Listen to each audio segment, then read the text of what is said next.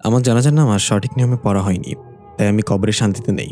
আমাকে ঠিকঠাক মতো জানাজা পড়িয়ে আবার দাফন করে দাও, নাহলে আমি তোমাদের সবাইকে মেরে ফেলবো। সাথে করে আরও অনেক মৃত মেহমান নিয়ে আসবো, তোমাদের জীবন জাহান্নাম বানিয়ে দেব। মনোরোগ বিশেষজ্ঞ ডাক্তারের নিকট বসে এমন কিছুই কথা বলছি আমি। ডাক্তার আমাকে বলল, আচ্ছা, তার মানে তুমি বলতে চাচ্ছ কেউ রোজ তোমার স্বপ্নে সেসব কথা বলে? আমি মাথা চাকিয়ে বললাম, হ্যাঁ স্যার। শুধু এটাই না, যখন আমি জিজ্ঞাসা করি তুমি কে, সামনে আসো না কেন, তখন সে উত্তর দেয়, আমি তোমার প্রতিচ্ছবি, আমি তুমি, তুমিই আমি। ডাক্তার সাহেব একটু চিন্তা করে বলল, জটিল কেস। তোমাকে তো ঘুমের ওষুধ দিতে পারবো না, ঘুমের মাঝে তো এসব স্বপ্ন দেখো তুমি। আচ্ছা, তুমি কি কোনো বিষয় নিয়ে ডিপ্রেশনে ভুগছ? বেশিরভাগ কেসে এসব ডিপ্রেশনের কারণে হয়। আমি বললাম, ডিপ্রেশন কার না থাকে, পৃথিবীতে সবাই ভিন্ন ভিন্ন ডিপ্রেশনে ভোগে, কিন্তু আমি বুঝতে পারছি না আমার সাথেই কেন এসব হচ্ছে। আমার নাম ইকরি, বাবা মায়ের একমাত্র মেয়ে হওয়ায় আদর ভালোবাসার কোনো কমতি ছিল না আমার। কিন্তু আমার 18 বছর পার হওয়ার পরই এমন স্বপ্ন দেখা শুরু করেছি। এই স্বপ্ন আমাকে না ঘুমাতে দিচ্ছে আর না জেগে থাকতে দিচ্ছে। বাবা মাকে এখন এই বিষয়ে কিছুই জানানো হয়নি, তারা টেনশন করবে বলে। আমার একটা ছেলের সাথে 3 বছর রিলেশন ছিল, রিসেন্টলি ব্রেকআপ করে নিয়েছি। শালার আমি ছাড়াও আরও 1 ডজন গার্লফ্রেন্ড আছে। এগুলো নিয়ে ইদানিং একটু ডিপ্রেশনে ভুগছিলাম। হয়তো এই ডিপ্রেশনের কারণে এমন অদ্ভুত স্বপ্ন দেখছি। তাই মনোরোগ বিশেষজ্ঞ ডাক্তারের কাছে আসলাম। উনি আমাকে কিছু ওষুধ লিখে দিল এবং 15 দিন পর দেখা করতে বলল। ডাক্তারের কাছ থেকে বের হয়ে এসে দেখলাম বাইরে প্রচুর বৃষ্টি হচ্ছে, অথচ হাসপাতালের ভেতর থেকে বোঝা যায়নি। পূব আকাশে রংধনু ধরা দিয়েছে। বৃষ্টি শেষে সবাই রংধনুর ছবি তুলছে নিজের মোবাইল দিয়ে। আমি মোবাইল বের করে ছবি তুলতে যাব, তখনই আম্মুর কল আসলো। আমি একটু বিরক্তি নিয়ে কল রিসিভ করে বললাম, কি হয়েছে আম্মু, তাড়াতাড়ি বলো, আমি রংধনুর ছবি তুলবো। আম্মু ধমক দিয়ে বলল, রাখ তো রংধনু, তেলাপোকার জ্বালায় ঘরে থাকতে পারছি না, বাসা আসার সময় তেলাপোকার পাউডার নিয়ে আসিস তো। আমি বললাম, তেলাপোকাকে এত মাথায় তুলো না আম্মু, আজকে ওদের পাউডার দিবা, কালকে ওরা পারফিউম চাইবে, আমি এসব আনতে পারবো না। আম্মু বলল, আজকে বাসায় আয় তুই, তোরে তেলাপোকার ভর্তা করে খাওয়াবো আমি। আমি ফোন কেটে হাসতে লাগলাম। বাসায় কয়েকদিন ধরে তেলাপোকার উৎপাত বেড়ে গেছে। তেলাপোকা দেখলে নাকি মেয়েদের ন্যাকামি বেড়ে যায়। আমি এগুলো ভয় পাই না, তবে তেলাপোকা যখন ওড়াল মারে তখন মনে হয় যেন হেলিকপ্টার উঠছে, তখন একটু ভয় লাগে। আরে, রংধনুর ছবি তুলতে হবে তো। ক্যামেরা অন করতেই ফ্রন্ট ক্যামেরায় আমার পিছনে একটা ভয়ানক চেহারা দেখতে পেলাম। আমি চমকে গিয়ে পিছনে তাকিয়ে দেখলাম কেউ নেই। তাড়াতাড়ি আবার ক্যামেরায় তাকিয়ে দেখি আমার প্রতিবিম্ব ছাড়া আর কিছুই নেই। মনের ভুল ভেবে বেশি মাথা ঘামালাম না। রংধনুর কয়েকটা ছবি তুলে নিলাম, মুখ আঁকাবাঁকা করে সেলফিও নিলাম কয়েকটা। তারপর ফোন ব্যাগে রেখে বাসার উদ্দেশ্যে রওনা হলাম। প্রায় সন্ধ্যা হয়ে আসছে। আজকের পরিবেশটা কেমন যেন একটু থমথমে। আকাশে যেন মেঘ, আর কিছুক্ষণ পরপর মেঘের গর্জন। গাছের একটা পাতাও নড়ছে না। সবকিছু যেন কারোর আগমনে নিশ্চুপ হয়ে গেছে। হঠাৎ খেয়াল করলাম আশেপাশে সবাই আমার দিকে অদ্ভুতভাবে তাকিয়ে আছে। কিছুই বুঝতে পারছি না কি হচ্ছে। আমি কারোর দিকে না তাকিয়ে সোজা হাঁটা দিলাম। তখনই একটা ভারী কণ্ঠে পেছন থেকে কেউ বলে উঠল, স্বাগত মিক্রি। আমি চমকে গিয়ে পেছনে তাকিয়ে দেখলাম সেখানে কেউ নেই। স্পষ্ট আমি তার কথা শুনতে পেয়েছি। মানুষগুলো এখনও সেভাবেই তাকিয়ে আছে। আমি চিৎকার করে জিজ্ঞাসা করলাম, আপনারা এভাবে তাকিয়ে আছেন কেন? কেউ কিছু বলল না। হঠাৎ সামনে থেকে কেউ এসে আমাকে ধাক্কা দিল। একটা গাড়ি আমার পাশ কাটিয়ে দ্রুত গতিতে ছুটে চলে গেল। দেখলাম এটা আমার বেস্ট ফ্রেন্ড রাফসিয়া। আমি হাঁ করে তাকিয়ে আছি ওর দিকে। রাফসিয়া আমাকে ধাক্কা দিয়ে না সরালে নির্ঘাত বড় ধরনের অ্যাক্সিডেন্ট করতাম। রাফসিয়া বলল, কি রে, কি হয়েছে তোর? রাস্তার মাঝে এভাবে হ্যাং হয়ে দাঁড়িয়েছিলি কেন? আর একটু হলেই তো গাড়ি উড়ে যেত। আমি হুঁশে আসলাম ওর কথায়। এতক্ষণ যেন আমি আমার মাঝে ছিলাম না। আশেপাশে তাকিয়ে দেখলাম মানুষজন যে যার মতো কাজ করছে, ছুটে চলছে। তাহলে এতক্ষণ আমি কি দেখলাম? আমাকে চুপ থাকতে দেখে রাফসিয়া বলল, কি রে, প্রেমের ভূত এখনো মাথা থেকে নামেনি? এমন করছিস কেন তুই? আমি নিজেকে স্বাভাবিক করে হেসে বললাম, না কিছু না, একটু মাথা ঘোরাচ্ছিল তাই এমন হয়েছিল। রাফসিয়া মুখে হাত দিয়ে অবাক হওয়ার ভান করে বলল, কস কি দোস্ত, তার মানে ব্রেকআপ হওয়ার আগে মধু পূর্ণিমা সেরে ফেলেছিস নাকি? আমাকে তো কিছুই বললি না এই ব্যাপারে। ইকরি, এটা কিন্তু ঠিক হলো না। আমি একটু রেগে বললাম, দূর ছেমরি, মাথা ঘোরালেই কি ওটা মিন করে নাকি? অন্য কারণে মাথা ঘুরতে পারে না। রাফসিয়া হাসতে হাসতে বলল, তা পারে, চল আমাদের বাসায় চল, রাতের খাবার খেয়ে তারপর তোর বাসায় যাইস। আমি বললাম, পাগল হইছস? পরে রাতে তোদের বাসা থেকে একা ফিরবো কিভাবে? ভয় বলতে একটা জিনিস আছে তো পৃথিবীতে। রাফসিয়া টানতে টানতে বলল, কোনো কথা না, এখন আমার সাথে আমাদের বাসায় যাবি, রাতে খেয়ে দরকার হলে আজকে থেকে যাবি। আমি হাবিবাকেও খবর দিব, আমরা 3 জন মিলে আজকে সারা রাত আড্ডা দিব। হাবিবা আমার আরেকজন বেস্ট ফ্রেন্ড। রাফসিয়ার জোরাজুরিতে এক প্রকার বাধ্য হয়েই ওদের বাসায় চলে গেলাম। গিয়ে দেখলাম পুরো বাসা ফাঁকা। আমি জিজ্ঞাসা করলাম, কি রে, আঙ্কেল আন্টি কোথায়? রাফসিয়া বলল, আব্বা আমার নানু বাড়ি গিয়েছে একটা কাজে। জায়গা জমির ঝামেলা আছে, তাই তো তোকে নিয়ে আসলাম। হাবিবাকেও কল দিয়েছি, ও চলে আসবে কিছুক্ষণের মধ্যে। এর মাঝেই দরজায় কলিং বেল বেজে উঠল। রাপসিয়া বলল, হাবিবা চলে আসছে মনে হয়। দরজা খুলে দেখল সত্যি সত্যি হাবিবা চলে এসেছে। রাপসিয়া বলল, এত তাড়াতাড়ি কিভাবে আসলি? তোকে তো মাত্রই কল করলাম। হাবিবা অদ্ভুত এক হাসিতে বলল, উড়ে এসেছি। আমি বললাম, হাতি আকাশে উঠতে পারে এই প্রথম শুনলাম। আসলে হাবিবা একটু অতিরিক্ত মাংস বিশিষ্ট স্বাস্থ্যবান প্রাণী ছিল, তাই আমরা ওকে বাচ্চা হাতি বলে খ্যাপাতাম। হাবিবা আমার দিকে রাগান্বিত দৃষ্টিতে তাকিয়ে বলল, তুই হাতি, তোর 28 গোষ্ঠী হাতি। রাপসিয়া বলল, দোস্ত 28 গোষ্ঠী হয় না তো, 14 গোষ্ঠী হয়। হাবিবা বলল, আমি জানতাম তুই নাক গলাবি, তাই তোর গোষ্ঠী সহ বলেছি। আমরা হাসতে লাগলাম এবার, তবে বোঝাই যাচ্ছে আজকে দারুণ একটা আড্ডা হবে। রাপসিয়া বলল, কি খাবি তোরা, সেমাই নাকি নুডলস? আমি বললাম, তোদের ঘরে কি একটাই বাটি?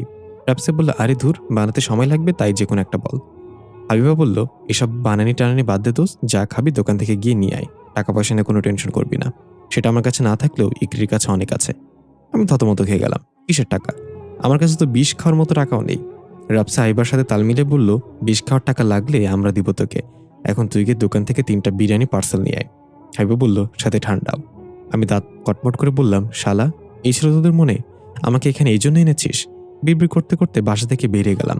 কি আর করার, বেস্ট ফ্রেন্ডের আবদার তো পূরণ করতেই হবে। বাসা থেকে বের হয়ে ফোন ঘাঁটতে ঘাঁটতে হাঁটতে লাগলাম। রাত প্রায় 10টা তখন। শহর এলাকা হওয়ায় এখনো লোকজন ভরপুর মার্কেটে। হঠাৎ কি মনে করে যেন ফোনের গ্যালারিতে ঢুকে বিকেলে তোলা রংধনুর ছবিগুলো দেখতে লাগলাম। একটু ভালো করে লক্ষ্য করে দেখলাম রংধনুর মাঝে একটা চোখ দেখা যাচ্ছে। ছবির সমস্যা ভেবে অন্য ছবিগুলো দেখতে লাগলাম, কিন্তু সব ছবিতেই চোখটা স্পষ্ট বোঝা যাচ্ছে। ঠিক কিভাবে হলো জানি না। ছবিগুলো স্ক্রল করতে করতে মুখ আঁকাবাঁকা করে যেই সেলফিগুলো নিয়েছিলাম সেগুলো দেখতেই আমার আত্মারাম কেঁপে উঠল। ভয়ে মোবাইলটা আমার হাত থেকে নিচে পড়ে গেল। ছবিতে সেই ভয়ানক চেহারাটা ঠিক আমার পেছনে ছিল। প্রতিটা ছবিতে তার ভিন্ন ভিন্ন চাহনি, আমাকে যেন কিছু বলতে চাই সে। তখন নিচে পড়ে থাকা আমার ফোনটা বেজে উঠল। আমি চমকে গিয়ে একটু পিছিয়ে গেলাম। নিজেকে সামলে ধীরে ধীরে ফোনের কাছে এসে ফোনটা উঠিয়ে দেখলাম হাবিবা কল করেছে। আমি কল রিসিভ করে স্বাভাবিকভাবে বললাম, এই তো আসতেছি আমি। কিন্তু ওপাশ থেকে হাবিবা না, বরং হাবিবার মা কান্নাজড়িত কণ্ঠে বলল, ইকরি, হাবিবা নেই মা। আমি অবাক হয়ে বললাম, হাবিবা নেই মানে? কি বলছেন আন্টি? আন্টি বলল, কিছুক্ষণ আগে রাপসিয়া ফোন করে ওদের বাসায় যেতে বলেছিল। আমি রাতের বেলা যেতে নিষেধ করলেও ও জোর করেই বেরিয়ে যায় রাপসিয়াদের বাসার উদ্দেশ্যে। যাওয়ার পথে হাবিবা বাসের সাথে। এই বলে আন্টি হামাও করে কেঁদে দিল। আমি নিজের কানকে বিশ্বাস করতে পারছি না। হাবিবাকে তো একটু আগেও রাপসিয়াদের বাসায় দেখে আসলাম। এটা কিভাবে হতে পারে? আমি তাড়াতাড়ি করে রাপসিয়াদের বাসার দিকে রওনা হলাম। আমার মাথা এলোমেলো হয়ে যাচ্ছে। কি হচ্ছে এসব? হাবিবা কিভাবে মারা যেতে পারে? হঠাৎ মুষলধারে বৃষ্টি শুরু হয়ে গেল। আকাশের দিকে তাকিয়ে দেখলাম চাঁদটা সম্পূর্ণ রক্তলাল বর্ণ ধারণ করেছে। পাখিরা গান গাইতে গাইতে নিজের গৃহে ফিরে যাচ্ছে। মানুষজন যে যার মতো দৌড়ে ছাউনির তলায় আশ্রয় নিচ্ছে। দূর আকাশে একটা তারা খসে পড়ল। আমি ভাবনাহীনভাবেই দৌড়ে যাচ্ছি।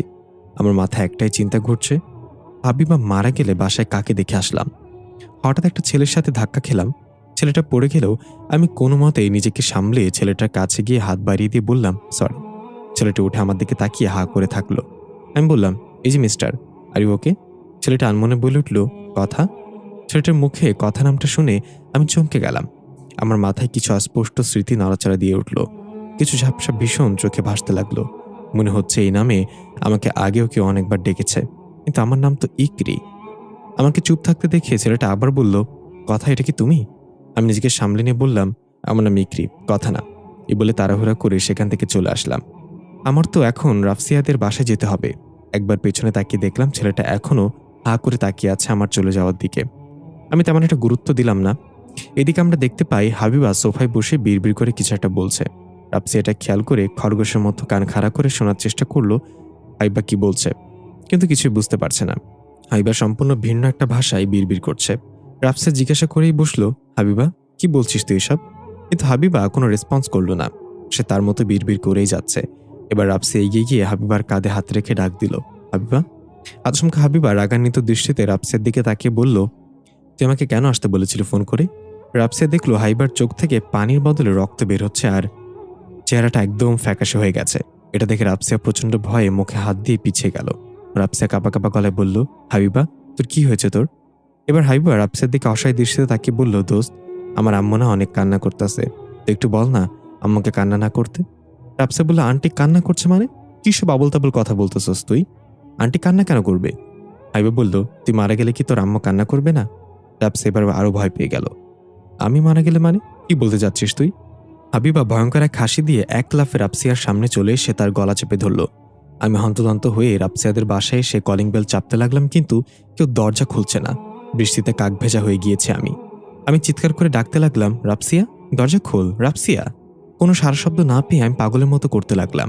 রাবসিয়াদের বাসার জানালাগুলো গ্লাস ছিল। আমি একটা ইট উঠিয়ে জানালা ভাঙার চেষ্টা করতে লাগলাম। কয়েকবার আঘাত করার পর জানালার গ্লাস ভাঙতে সক্ষম হলাম।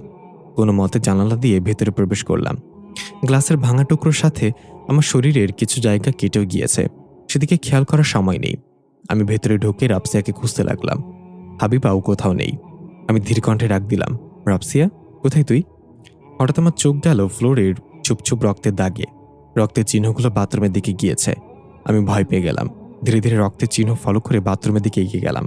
বাথরুমের দরজাটা হালকা করে লাগানো ছিল। আমি মনে সাহস সঞ্চার করে দরজাটা আস্তে করে ধাক্কা দিলাম। উকি মেরে তাকাতেই আমি ঘাবড়ে গেলাম। রাবসিয়া রক্তাক্ত অবস্থায় বাথরুমের এক কোণে পড়ে আছে। আমি দৌড়ে গিয়ে রাবসিয়াকে ডাকতে লাগলাম, রাবসিয়া, কি হয়েছে তোর? চোখ খোল, রাবসিয়া, কথা বল। কিন্তু রাবসিয়ার কোনো রেসপন্স নেই। তার মানে রাবসিয়া মারা গেছে।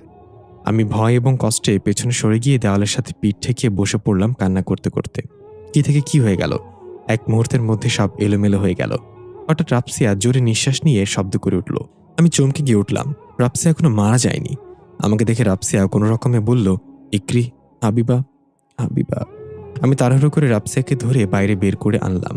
আমি জানি হাবিবা আর নেই। আমাদের সাথে যে ছিল সেটা অন্য কিছু। রাবসিয়া এখনো প্রচণ্ড ভয় পেয়ে শুধু হাবিবার নাম বলে যাচ্ছে বারবার। আমি ওকে শান্ত করতে চাইলেও পারলাম না। তাড়াতাড়ি অ্যাম্বুলেন্সে কল দিলাম। এদিকে আমরা দেখতে পাই আইদ হন্য হয়ে ইকরিকে খুঁজে বেড়াচ্ছে। আইদ নিজেকে আর সামনে রাখতে পারছে না। মেয়েটা একদম কথার মতো দেখতে। কথা যেভাবে ফিরে আসার ইঙ্গিত দিয়েছিল ঠিক সেভাবেই মেয়েটার সাথে দেখা হলো। কিন্তু ও কি সত্যি কথা? তাহলে তো আমাকে চিনতে পারত। আইদ বাসায় এসে কিছুতেই শান্ত থাকতে পারছে না। গোসল করার জন্য বাথরুমে চলে গেল। শাওয়ার অন করে তার নিচে দাঁড়িয়ে কিছু একটা চিন্তা করতে লাগলো। তখন আমরা দেখতে পাই দুটো ছায়া আইদের বাসার সামনে দাঁড়িয়ে আছে। এরা সেই দুই চোর যারা চাঁদের পরিতে চুরি করতে গিয়ে কথার হাতে মারা পড়েছিল। তারা এখন আইদের সাথেই থাকে। আইদ তাদেরকে নিজের বশ করে নিয়েছে। তাদের একজনের নাম সালাম, আরেকজনের নাম হাকিম। তো তাদেরকে দিয়েই অনেক কাজ সম্ভব করিয়ে রাতারাতি বড়লোক হয়ে গিয়েছে আইদ। যার নাম হাকিম সে বলল সালাম। সালাম বলল, ওয়ালাইকুম আসসালাম। হাকিম একটু ডেকে বলল, ভূতের বাচ্চা ভূত, তোরে আর আমি ডাক দিছি? শোন, আজকে উস্তাদকে কেমন অস্থির অস্থির দেখাচ্ছে। কি হয়েছে বলতো? সালাম বলল, সেটা তো আমিও খেয়াল করলাম। উস্তাদকে এত অস্থির আর কখনো দেখিনি। নিশ্চয়ই কিছু হয়েছে, চল গিয়ে জিজ্ঞাসা করি। হাকিম বলল, তুই যা ভাই, আমার ভয় লাগে। উস্তাদের মন মেজাজ এমনি ভালো ঠেকছে না। আবার আমি উল্টাপাল্টা কিছু বলে ফেলে দুজনকে কিলাবে ধরে। সালাম বলল, তোর ভূত বানাইছে কে? থাক এখানে, আমি গিয়ে জিজ্ঞাসা করে আসি কি হয়েছে। আইদ গোসল করছে আর কল্পনা করছে ওই দৃশ্যটা। মেয়েটা হঠাৎ পরীর মতো উড়ে এসে পড়ল। সে কথা না হোক, তবুও আমার তাকেই চাই। যেভাবে হোক মেয়েটাকে খুঁজে বের করতে হবে। তখনই পেছন থেকে কেউ একজন এসে বলল, উস্তাদ, আপনি ঠিক আছেন তো? এত অস্থির দেখাচ্ছে কেন আপনাকে? আইদ চমকে গিয়ে পেছনে তাকিয়ে বলল, সালাম, তোরে না বলছি এভাবে আচমকে এসে হাজির হবি না? তোর জন্য যে কতবার আমার হার্ট অ্যাটাক হয়ে যাবে। তোর সাথেটা কই? সালাম ভাব নিয়ে বলল, হাকিম ভয় বাইরে দাঁড়িয়ে আছে। ও ভাবছে আপনার মুড খারাপ থাকলে আপনি কাছে আসা ঠিক হবে না। আইদ বলল, আচ্ছা এই কথা, তাহলে তুই ভয় পাস না আমাকে? সালাম বলল, না, আমি কেন ভয় পাবো? বেঁচে থাকতে আমি অনেক সাহসী ছিলাম। জমিদার বংশের লোক আমি, আমার শিরায় শিরায় সাহস দিয়ে ভরপুর। আইদ বলল, গুড, তোর মতো সাহসী তো আমার দরকার। দেখ তো আমার হাতে কি আছে। সালাম হাসি মুখে এগিয়ে আসতে আইদ তাকে ধরে উদুম মার দিল। চুলের গুচ্ছ ধরে বলল, আমার মুড অফ থাকলে তুই ভুলেও আমার সামনে আসবি না। আর এইভাবে আচমকা পেছন থেকে এসে যদি আবার ভয় দেখাস তাহলে তোকে মেরে আমি আবার মানুষ বানিয়ে দেব। সালাম বলতে লাগলো, উস্তাদ ভুল হয়ে গেছে, মাফ করে দেন, আর জীবনে এমন হবে না, ছেড়ে দেন উস্তাদ। বাইরে থেকে হাকিম সালামের চিৎকার শুনে মজা নিতে লাগলো। একটু পর সালাম বেরিয়ে আসলে হাকিম বলল, বেশি জোরে লাগছে তাই না ভাই? সালাম হাকিমের দিকে রাগান্বিত দৃষ্টিতে তাকিয়ে রইল। এদিকে রাবসিয়াকে হাসপাতালে নিয়ে আসা হয়েছে। রাবসিয়ার আব্বা আম্মু খবর পেয়ে তাড়াতাড়ি ছুটে এসেছে। ইকরি ইমার্জেন্সি ডিপার্টমেন্টের বাইরে বসে আছে। ইকরির জামা কাপড়ে রাবসিয়ার রক্ত লেগে আছে। রাবসিয়ার আব্বা আম্মু এসে ইকরিকে প্রশ্ন করতে লাগলো, কি হয়েছিল, এটা কিভাবে হলো, তখন তুমি কোথায় ছিলে, তোমাদের সাথে আর কে ছিল, আরো নানান প্রশ্ন। আমি চুপচাপ বসে আছি। রাবসিয়ার আব্বা আম্মুর কোনো উত্তর নেই। কিভাবে কি হয়ে গেছে সেটা আমি নিজেও জানি না। তারা আমাকে বারবার জিজ্ঞেস করেই যাচ্ছে। বিরক্ত হয়ে বললাম, আমি যা বলবো সেটা আপনাদের বিশ্বাস করতে পারবেন না। তারা বলল, বলো তুমি কি হয়েছিল, আমরা বিশ্বাস করব। তুমি রাবসিয়ার সবচেয়ে ভালো বন্ধু, আমার বিশ্বাস করি তুমি আমাদের মিথ্যা কথা বলবে না। আমি তাদেরকে প্রথম থেকে সবকিছু বিস্তারিত বললাম। সব শুনে রাফসিয়ার আব্বু বেশ রাগান্বিত হয়ে বলল, তুমি কি আমাদের রূপকথার গল্প শোনাচ্ছ? হাবিবা মারা গিয়েছে সেটা আমরা আগেই শুনতে পেয়েছিলাম, আর তুমি বলছো হাবিবা মারা যাওয়ার পর তোমাদের কাছে দেখা দিয়েছে, আর এই কাজ হাবিবার আত্মা করেছে। আমি বললাম, আগেই বলেছিলাম, আপনারা বিশ্বাস করবেন না। এখন চিৎকার চেঁচামেচি না করে রাফসিয়ার জন্য দোয়া করেন, ও যেন সুস্থ হয়ে যায়। তাহলে ওর মুখ থেকে আপনারা সত্যিটা জানতে পারবেন। নিজের মেয়ের মুখের কথা তো আর অবিশ্বাস করতে পারবেন না।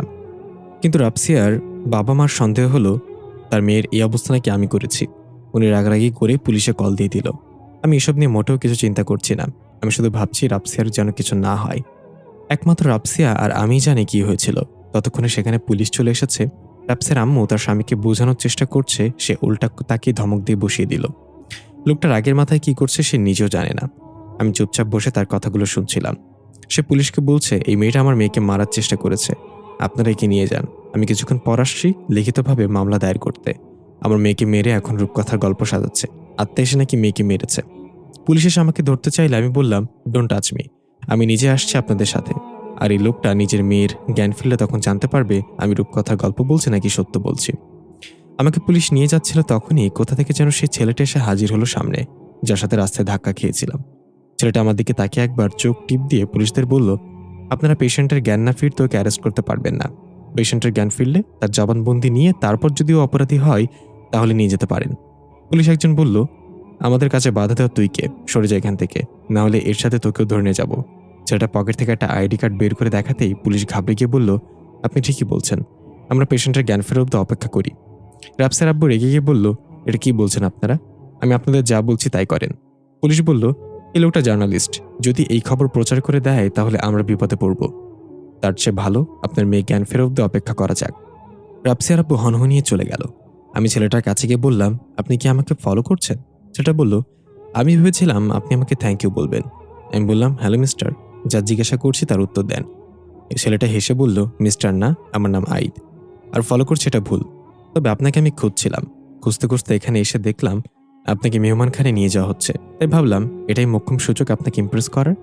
আমি একটু মুচকে হাসলাম, তারপর বললাম, আপনি তাহলে জার্নালিস্ট? আইদ বলল, আপাতত জার্নালিস্ট। এমনিতে আমার বাসায় পুলিশ, আর্মি, ডাক্তার, ম্যাজিস্ট্রেট, উকিল সবার আইডি কার্ডে মজুদ আছে, যখন যেটা দরকার সেটা ব্যবহার করি। আমি ভ্রুকুচকে বললাম, ও আচ্ছা, আপনি তাহলে মাল্টি ট্যালেন্টেড। তবে এগুলো তো চিটিং, খারাপ কাজ। আইদ বলল, কাজটা খারাপ কিন্তু আমি খারাপ না, এগুলো আমি অ্যাপ্লাই করি খারাপ মানুষদের উপরেই। এখন বলেন তো ঘটনা কি আসলে? আপনার বান্ধবীর কি হয়েছে? আমি একটু ভেবে বললাম, আপনাকে কেন বলবো, আমি তো আপনাকে চিনি না। অপরিচিতদের সাথে আমার মা কথা বলতে বারণ করেছে। আয়াত কিছু বলল না, শুধু একটু হেসে একটা চেয়ারে গিয়ে গায়ে লিয়ে বসে পড়ল। আমি কি বললাম, আপনার এই হাসির মানে কি? আয়াত বলল, একবার আমি বাসে করে কোথাও যাচ্ছিলাম, সিট না পেয়ে দাঁড়িয়েছিলাম। আমার সামনে পেছনেও আরো অনেকে দাঁড়িয়েছিল। হঠাৎ খেয়াল করলাম পেছন থেকে কি আমার পকেটে হাত দিয়েছে। আমি তাকে দেখলাম কালো করে একটা লোক পকেটে হাত দিয়ে মানিব্যাগ বের করার চেষ্টা করছে। আমি আস্তে করে বললাম, ভাই কি করেন? লোকটা ভ্যাবাচাকা খেয়ে আমার দিকে তাকিয়ে বলল, লাইটার খুঁজি। আমি বললাম, আমার কাছে চাইলেই তো পারতেন। লোকটা বলল, আমি অপরিচিত কারোর সাথে কথা বলি না। এই বলে আইদ হা হা করে হেসে উঠল। আমিও কি মনে করে যেন হেসে ফেললাম। ছেলেটাকে ভালোই মনে হচ্ছে কিন্তু একটু রহস্যময়। আমাকে হাসতে দেখে আইদ বলল, আপনার আর আমার মাঝে অদ্ভুত একটা মিল আছে। আমি একটু অপ্রস্তুত হয়ে বললাম, কিসের মিল? এইমাত্র তো দেখা হলো আমাদের, এর মাঝে মিল খুঁজে পেয়ে গেলেন? আইত একদম আমার চোখের কাছে এসে বলল, কাউকে ভালোবাসতে হলে 7 জনম লাগে না, এক মুহূর্তই যথেষ্ট। আমি চোখ না সরিয়ে বললাম, আচ্ছা কি মিল আমাদের সেটা বলেন। আইত চোখ সরিয়ে নিয়ে বলল, আপনার একটা নানা বাড়ি আছে, আমার একটা নানা বাড়ি আছে, কি অদ্ভুত মিল তাই না? আমি একটু বিরক্ত হয়ে বললাম, ধ্যাত আপনার মাথা। এর মাঝে ইমার্জেন্সি থেকে ডাক্তার বেরিয়ে এসে বলল, পেশেন্টের জ্ঞান ফিরেছে। রাফসিয়ার জ্ঞান ফিরেছে শুনতেই পুলিশের জবানবন্দি নিতে ভেতরে চলে গেল। সাথে আমি এবং রাফসিয়ার আব্বা আম্মুও গেলাম সেখানে। আইদ বাইরে বসে রইল। আইদের পাশে সালাম এবং হাকিম দাঁড়িয়ে আছে। সালাম বলল, উস্তাদ আমাদের কি কোনো দায়িত্ব আছে? আইদ বলল, হ্যাঁ, তোরা গিয়ে দেখবি ভেতরে কি হচ্ছে, তারপর এসে আমাকে জানাবি। এটা শুনে হাকিম এবং সালাম ঝগড়া শুরু করে দিল। একজন বলল আমি যাব, আরেকজন বলল আমি যাব। আইদ ধমক দিয়ে বলল, গাধার বাচ্চাগুলো তোদের দুজনকে যেতে বলেছে, ঝগড়া করছিস কেন? হাকিম মাথা চুলকে বলল, তাই তো, আমরা দুজনে তো যেতে পারি, শুধু শুধু ঝগড়া করছি। এই বলে দুজনে চলে গেল ভেতরে। আইদ কপালে হাত দিয়ে বলল, কোন দুঃখে দুইটার আমার লগে রাখছি আমি। আশেপাশে তাকিয়ে দেখলো সবাই আইদের দিকে হা করে তাকিয়ে আছে। আইদ বুঝতে পারলো সবাই ভাবছে সে একা একা কথা বলছে কেন। আমরা কি দেখলাম রাফসিয়ার চেহারায় অনেকগুলো ক্ষত চিহ্ন, মাথায় ব্যান্ডেজ করে রাখা হয়েছে। ডাক্তার বলল, যে ওকে মেরেছে সে প্রচণ্ড শক্তিশালী ছিল। আপনারা যেটা সন্দেহ করছেন সেটা সম্ভব নয়, কারণ একটা সাধারণ মেয়ের পক্ষে এভাবে আঘাত করা কখনো পসিবল না। প্রথমে রাফসিয়ার গলা চেপে ধরে তাকে উঁচু করে ফেলা হয়েছে। ওর গলায় যে আঙ্গুলের ছাপ দেখতে পাচ্ছেন সেগুলো খুবই শক্তির সাথে করা হয়েছে। তারপর ছুঁড়ে ফেলে দিয়েছে ওকে এবং ধরে দেওয়ালের সাথে মাথা বাড়ি দিয়েছে। আর ওর চেহারায় যে ক্ষতগুলো দেখছেন সেগুলো নখের আঁচড়। রাফসিয়ার ভাগ্য ভালো যে এই মেয়েটা সময় মতো ওকে হাসপাতালে নিয়ে এসেছে। ডাক্তারের কথা শুনে আমি রাফসিয়ার আব্বুর দিকে তাকালাম। উনি এরপরও বলল, আমার মেয়ের মুখ থেকে না শোনা পর্যন্ত আমি কিছু বিশ্বাস করব না। ডাক্তার বলল, এই মুহূর্তে রাফসিয়ার সাথে কথা বলা ভালো হবে না। তবু বেশি না, আমি 2 মিনিটের জন্য অক্সিজেন মাস্ক খুলে দিচ্ছি। যা জিজ্ঞাসা করা তাড়াতাড়ি করবেন। এই বলে ডাক্তার রাফসিয়ার অক্সিজেন মাস্ক খুলে দিল। রাফসিয়ার আব্বু জিজ্ঞাসা করলেন, মামুনি কি হয়েছিল? তোমার এই অবস্থা কে করেছে? রাফসিয়া কোনো কথা বলছে না, এক নজরে আমার দিকে তাকিয়ে আছে। রাফসিয়ার আব্বু আমার দিকে ইশারা করে আবারও জিজ্ঞাসা করলো, ও কি তোমাকে মেরেছে? বলো আমাদের। রাফসিয়ার কোনো কথা না বলে কাঁপা কাঁপা হাত উঠিয়ে আঙুল দিয়ে আমার দিকে ইশারা করলো এবং ভয়ে ওর পুরো শরীর কাঁপতে লাগলো। রাফসিয়া আমাকে দেখে এত ভয় পাচ্ছে কেন? আমি অবাক হয়ে গেলাম। রাফসিয়াটা কি করছে? আমি তো কিছুই বুঝতে পারছি না। ডাক্তার তাড়াতাড়ি করে রাফসিয়াকে অক্সিজেন মাস্ক পরিয়ে দিল। রাফসিয়ার আব্বু রেগে গিয়ে বলল, আমি বলেছিলাম এই মেয়েটাই এটা করেছে। এবার বিশ্বাস হলো তো?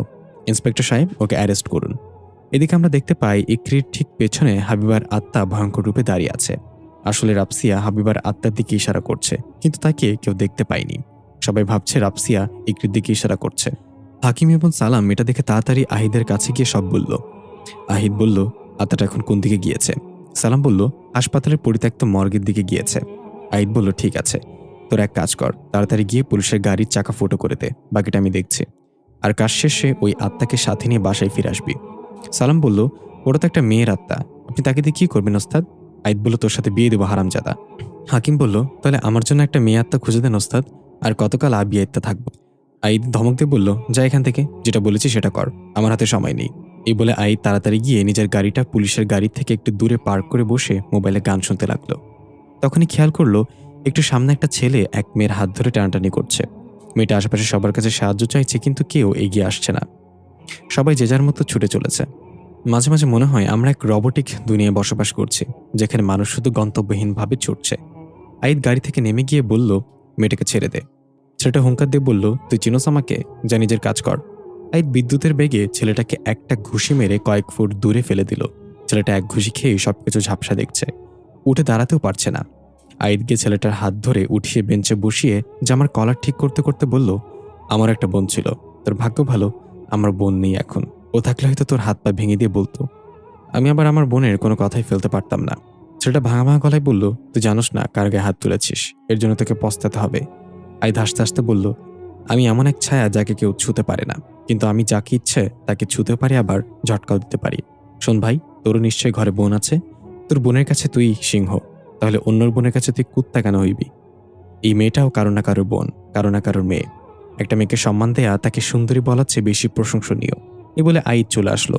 পেছন থেকে মেয়েটা ডাক দিয়ে বলল, থ্যাংক ইউ ভাইয়া। আইদ মুচকে এসে আবার গাড়িতে এসে বসলো। কিছুক্ষণ পর পুলিশ ইকরিকে নিয়ে বের হলো। তারা ইকরিকে থানায় নিয়ে যাচ্ছে। যেহেতু রাফসিয়া ইকরির দিকে ইশারা করেছে, তাই সমস্ত সন্দেহ ইকরির ওপরই যায়। পুলিশ ইকরিকে নিয়ে গাড়ির কাছে আসতে হা করে রইল। গাড়ির সামনে 2টা চাকা নেই, কে যেন খুলে নিয়ে গেছে।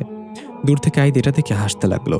গাধার বাচ্চাগুলোরে বলেছি চাকা ফুটো করতে, আর ওরা চাকা খুলেই নিয়ে গেছে। এ দেখে বোঝা যায় ওরা পাক্কা চোর ছিল বেঁচে থাকতে। পুলিশ আশেপাশে তাকিয়ে কাউকে সন্দেহভাজন পেল না। আইদ এগিয়ে এসে আবার ইকরির চোখ টিপে দিল। ইকরি বুঝতে পারলো এটা আইদের কাজ, একটু মুচকি হাসলো। আইদ এসে বলল, স্যার এটা কোনো কথা? গাড়ির চাকা খুলে নিয়ে গেছে, তো আবার পুলিশের গাড়ি, মানতে হবে চোরগুলো অনেক শিক্ষিত। দূর থেকে হাকিম এবং সালাম এটা শুনে খুশি হয়ে বলল, এই ওস্তাদ আমাদেরকে শিক্ষিত বলেছে, আগে জানলে বাকি 2টা চাকাও খুলে নিতাম, তাহলে ওস্তাদ আমাদের উচ্চ শিক্ষিত বলতো। পুলিশ আইদের গাড়ি দেখে বলল, আপনি কি আমাদের থানায় নামিয়ে দিবেন আপনার গাড়িতে? আমরা এই চোরকে খুঁজে বের করবই। আইদ মনে মনে হেসে বলল, বাপের জন্মে পারবেন না। এরপর বলল, হ্যাঁ অবশ্যই চলেন, আমি থানায় নামিয়ে দিচ্ছি, আমি তো এই জন্য এখানে দাঁড়িয়ে আছি। পুলিশ বলল, মানে? আইদ বলল, না না না কিছু না, চলেন, দেরি হয়ে যাচ্ছে আপনাদের। 2জন পুলিশ এবং ইকরি গাড়ির পেছনের সিটে বসলো। আইদ গাড়ি স্টার্ট করে বলল, স্যার আমার মনে হয় এই মেয়েটা নির্দোষ। রাফসিয়া তো শুধু ইশারা করেছে, মুখে তো কিছু বলেনি। হতে পারে এই মেয়েটার পেছনে আরেকজন ছিল, যাকে আপনারা দেখতে পাননি। পুলিশ একটু সন্দেহভাজন হয়ে বলল, আপনি কিভাবে জানলেন রাফসিয়া ইশারা করেছে? আপনি তো সেখানে ছিলেন না। আইদ বলল, স্যার আমি জার্নালিস্ট, মরুভূমির মাঝে পড়ে যাওয়া সুই খুঁজে বের করে ফেলতে পারি। এগুলো জান আমার কাছে কিছুই না। তবে কি জানেন, আমি একই সময় অনেক জায়গায় উপস্থিত থাকতে পারি। পুলিশ এসে বলল, আপনি মানুষ নাকি ভূত? আইদ কিছু না বলে হালকা হেসে গাড়ি চালাতে লাগলো। পাশে সালাম আর হাকিম বসে আছে। যেটা শুধু আইদি দেখতে পাচ্ছে। আইদ কিছু একটা ইশারা করলো। হঠাৎ গাড়ির ভেতর অদ্ভুত একটা ধোঁয়া বের হতে লাগলো।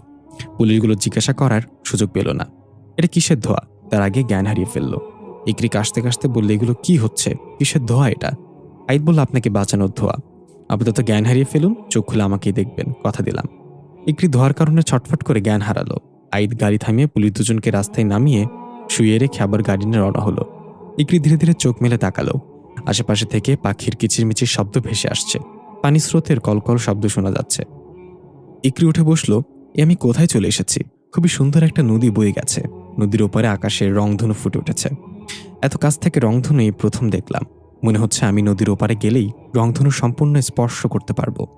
হঠাৎ রংধনুর ভেতর থেকে একটা ডাক ভেসে আসলো, কথা। আমি চমকে গিয়ে বললাম, কে? উপাস থেকে সাদা আলোর ন্যায় একটা অবয়ব রংধনুর ভেতর থেকে বের হয়ে আসলো হাঁটতে হাঁটতে। অবয়বটা ধীরে ধীরে একটা মানুষের আকৃতি ধারণ করলো। আমি চোখ বড় বড় করে তাকিয়ে দেখলাম, এটা তো আমি নিজে। একদম আমার মতো দেখতে একজন দাঁড়িয়ে আছে। আমি জিজ্ঞাসা করলাম, কে তুমি? সে বলল, তুমি নিজেকে চিনতে পারছো না, কথা।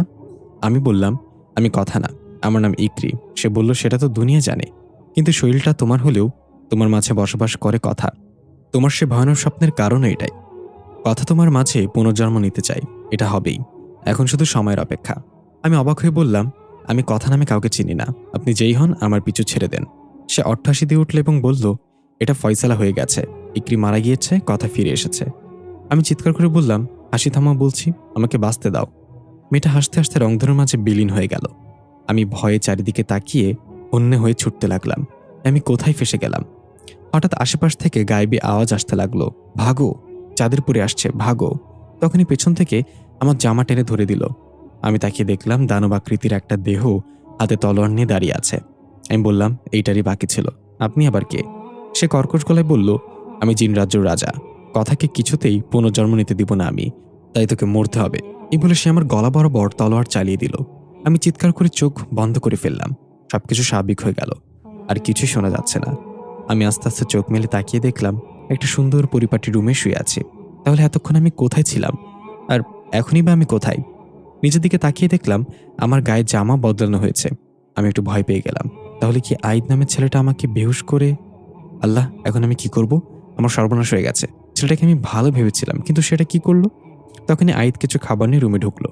আমি তাকে দেখেই চিৎকার দিয়ে উঠলাম, এই, আপনি আমার সাথে কি করেছেন? আইদ খাবারের ট্রেটা টেবিলে রেখে বলল, আপনাকে পুলিশের হাত থেকে বাঁচিয়েছি, না হলে এখন 14 শিখের ভেতরে থাকতেন। আমি রেগে বললাম, আমি যেখানে ইচ্ছা সেখানে থাকতাম, তাতে আপনার কি? আপনি কেন আকবারিয়ে আমাকে বাঁচাতে এসেছেন? এখন আবার আমার একাকিত্বের সুযোগ নিয়ে আমার সর্বনাশ করেছেন। এই বলে আইদের দিকে খাবারের বাটি ছুঁড়ে মারলাম। ওটা গিয়ে আইদের কপালে লেগে সেখান থেকে রক্ত বের হতে লাগলো। বাটিটা ফ্লোরে পড়ে ভেঙে টুকরো টুকরো হয়ে গেল। তবু যেন আইদের কোনো কিছু যায় আসে না। আইদ হাসতে হাসতে রুম থেকে বেরিয়ে গেল। আমি রাগে কষ্টে কান্না করতে লাগলাম। তখন একজন মহিলা ঘরে ঢুকে ফ্লোরে থাকা বাটি আর ভাঙা অংশ তুলতে লাগলো। আমাকে কান্না করতে দেখে মহিলাটা বলল, আফা, আপনি কাঁদতেছেন কেন? আমি বললাম, আপনি কে? মহিলাটা বলল, আমি আইদ বাবাজির বাসায় কাজ করি। দিনের বেলা এসে সব কাজ শেষ করে আবার চলে যাই। আজকেও কাজ শেষ করে চলে যাবার লাগছিলাম, তখন আইদ বাবাজি আপনারে নিয়ে আসছে বাসায়। আপনি জ্ঞান ছিল না, আমারে কইলা আপনার জামা কাপড়গুলো বদলাইয়া দিতে। এই জামাটা হের বইনের, প্রতি বছর এর বইনের লাগে একটা করে জামা কিনে। বইনটা ছাড়া পোলাটা আর কেউ ছিল না। আমি এবার নিজেকে শান্ত করলাম। তার মানে আইদ আমার জামা চেঞ্জ করেনি। আমি শুধু শুধু ওকে ভুল বুঝলাম। ইস, নিজের কাছে এখন অপরাধ বোধ মনে হচ্ছে। আমি বললাম, ওনার বোন এখন কোথায় খালা? মহিলাটা একটা দীর্ঘশ্বাস ছেড়ে বলল, বোনটা তো মইরা গেছে অনেকদিন আগে। আমারে নিজের মায়ের মতো দেহে। বইনের সব কথা কয় আমার লগে। অনেক আদর করতো বইনডারে। যখনই বোনের কথা কয় তখনই বাইসাগো মতো কাইন দেয়। মহিলাটা উঠে চলে গেল। আমি অপরাধ বোধ নিয়ে বসে আছি বিছানায়। মানুষটা সত্যিই রহস্যময়। এত কষ্ট মনের ভিতরে চেপে রেখে কত হাসি খুশি থাকে। আমি তাড়াতাড়ি বিছানা থেকে নেমে রুমের বাইরে বের হলাম। দেখলাম খুব সুন্দর করে সাজিয়ে গুছিয়ে রাখা সবকিছু। ঘরের কোনায় কোনায় ফুলের টব রাখা বিভিন্ন জাতের, নানা রকম ফটো ফ্রেমে দেয়ালে ঝোলানো। একটা রুমের দরজায় লেখা সোহানার ঘর। আমি সেদিকে এক দৃষ্টিতে তাকিয়ে রইলাম। পেছন থেকে আইদ এসে বলল, এটা আমার বোনের ঘর। চমকে গিয়ে পেছনে তাকিয়ে দেখলাম আইদ দাঁড়িয়ে আছে, কপালে ছোট্ট করে ব্যান্ডেজ লাগানো। আমি চোখ নামিয়ে বললাম, সরি, আমি আসলে বুঝতে পারিনি। আইদ বলল, ইটস ওকে, আমি কিছু মনে করিনি। আমি বললাম, আপনার বোন কিভাবে মারা গিয়েছিল? আইদ বলল, এখানে দাঁড়িয়ে থাকবেন নাকি ছাদে মনোরম পরিবেশে বসে কথা বলি চলেন, মন ফুরফুরা হয়ে যাবে। আমি একটু হেসে বললাম, চলেন। দেওয়ালের ওপাশ থেকে হাকিম টুং করে মাথা বের করলো। তার উপর দিয়ে সালাম মাথা বের করে জিরাফের মতো আইদ এবং ইকরির দিকে লক্ষ্য করে বলল, তুই কি তাই ভাবতেছিস আমি যা ভাবছি? হাকিম বলল, আমাকে উস্তাদ প্রেমে পড়ছে। এই মেয়েটা একদম চাঁদের পরীর কথার মতো দেখতে। আমি তো প্রথমে দেখে ভয় পেয়ে গিয়েছিলাম। সালাম বলল, তাহলে মনে হয় খুব তাড়াতাড়ি একটা বিয়া শাদীর দাওয়াত পাবো। আমি বলে দিলাম বিয়াতে উস্তাদের জুতা আমি চুরি করুম। হাকিম সালামের মাথায় টোকা দিয়ে বলল, ভূতের বাচ্চা, জুতা চুরি করে মেয়ে পক্ষের লোক, তুই কি মেয়ে পক্ষ নাকি? সালাম মাথা চুলকে বলল, ও তাই তো, তাহলে আমি কি ওস্তাদকে হোয়াইটমেল করতে পারব না? হাকিম বলল, হোয়াইটমেল কি?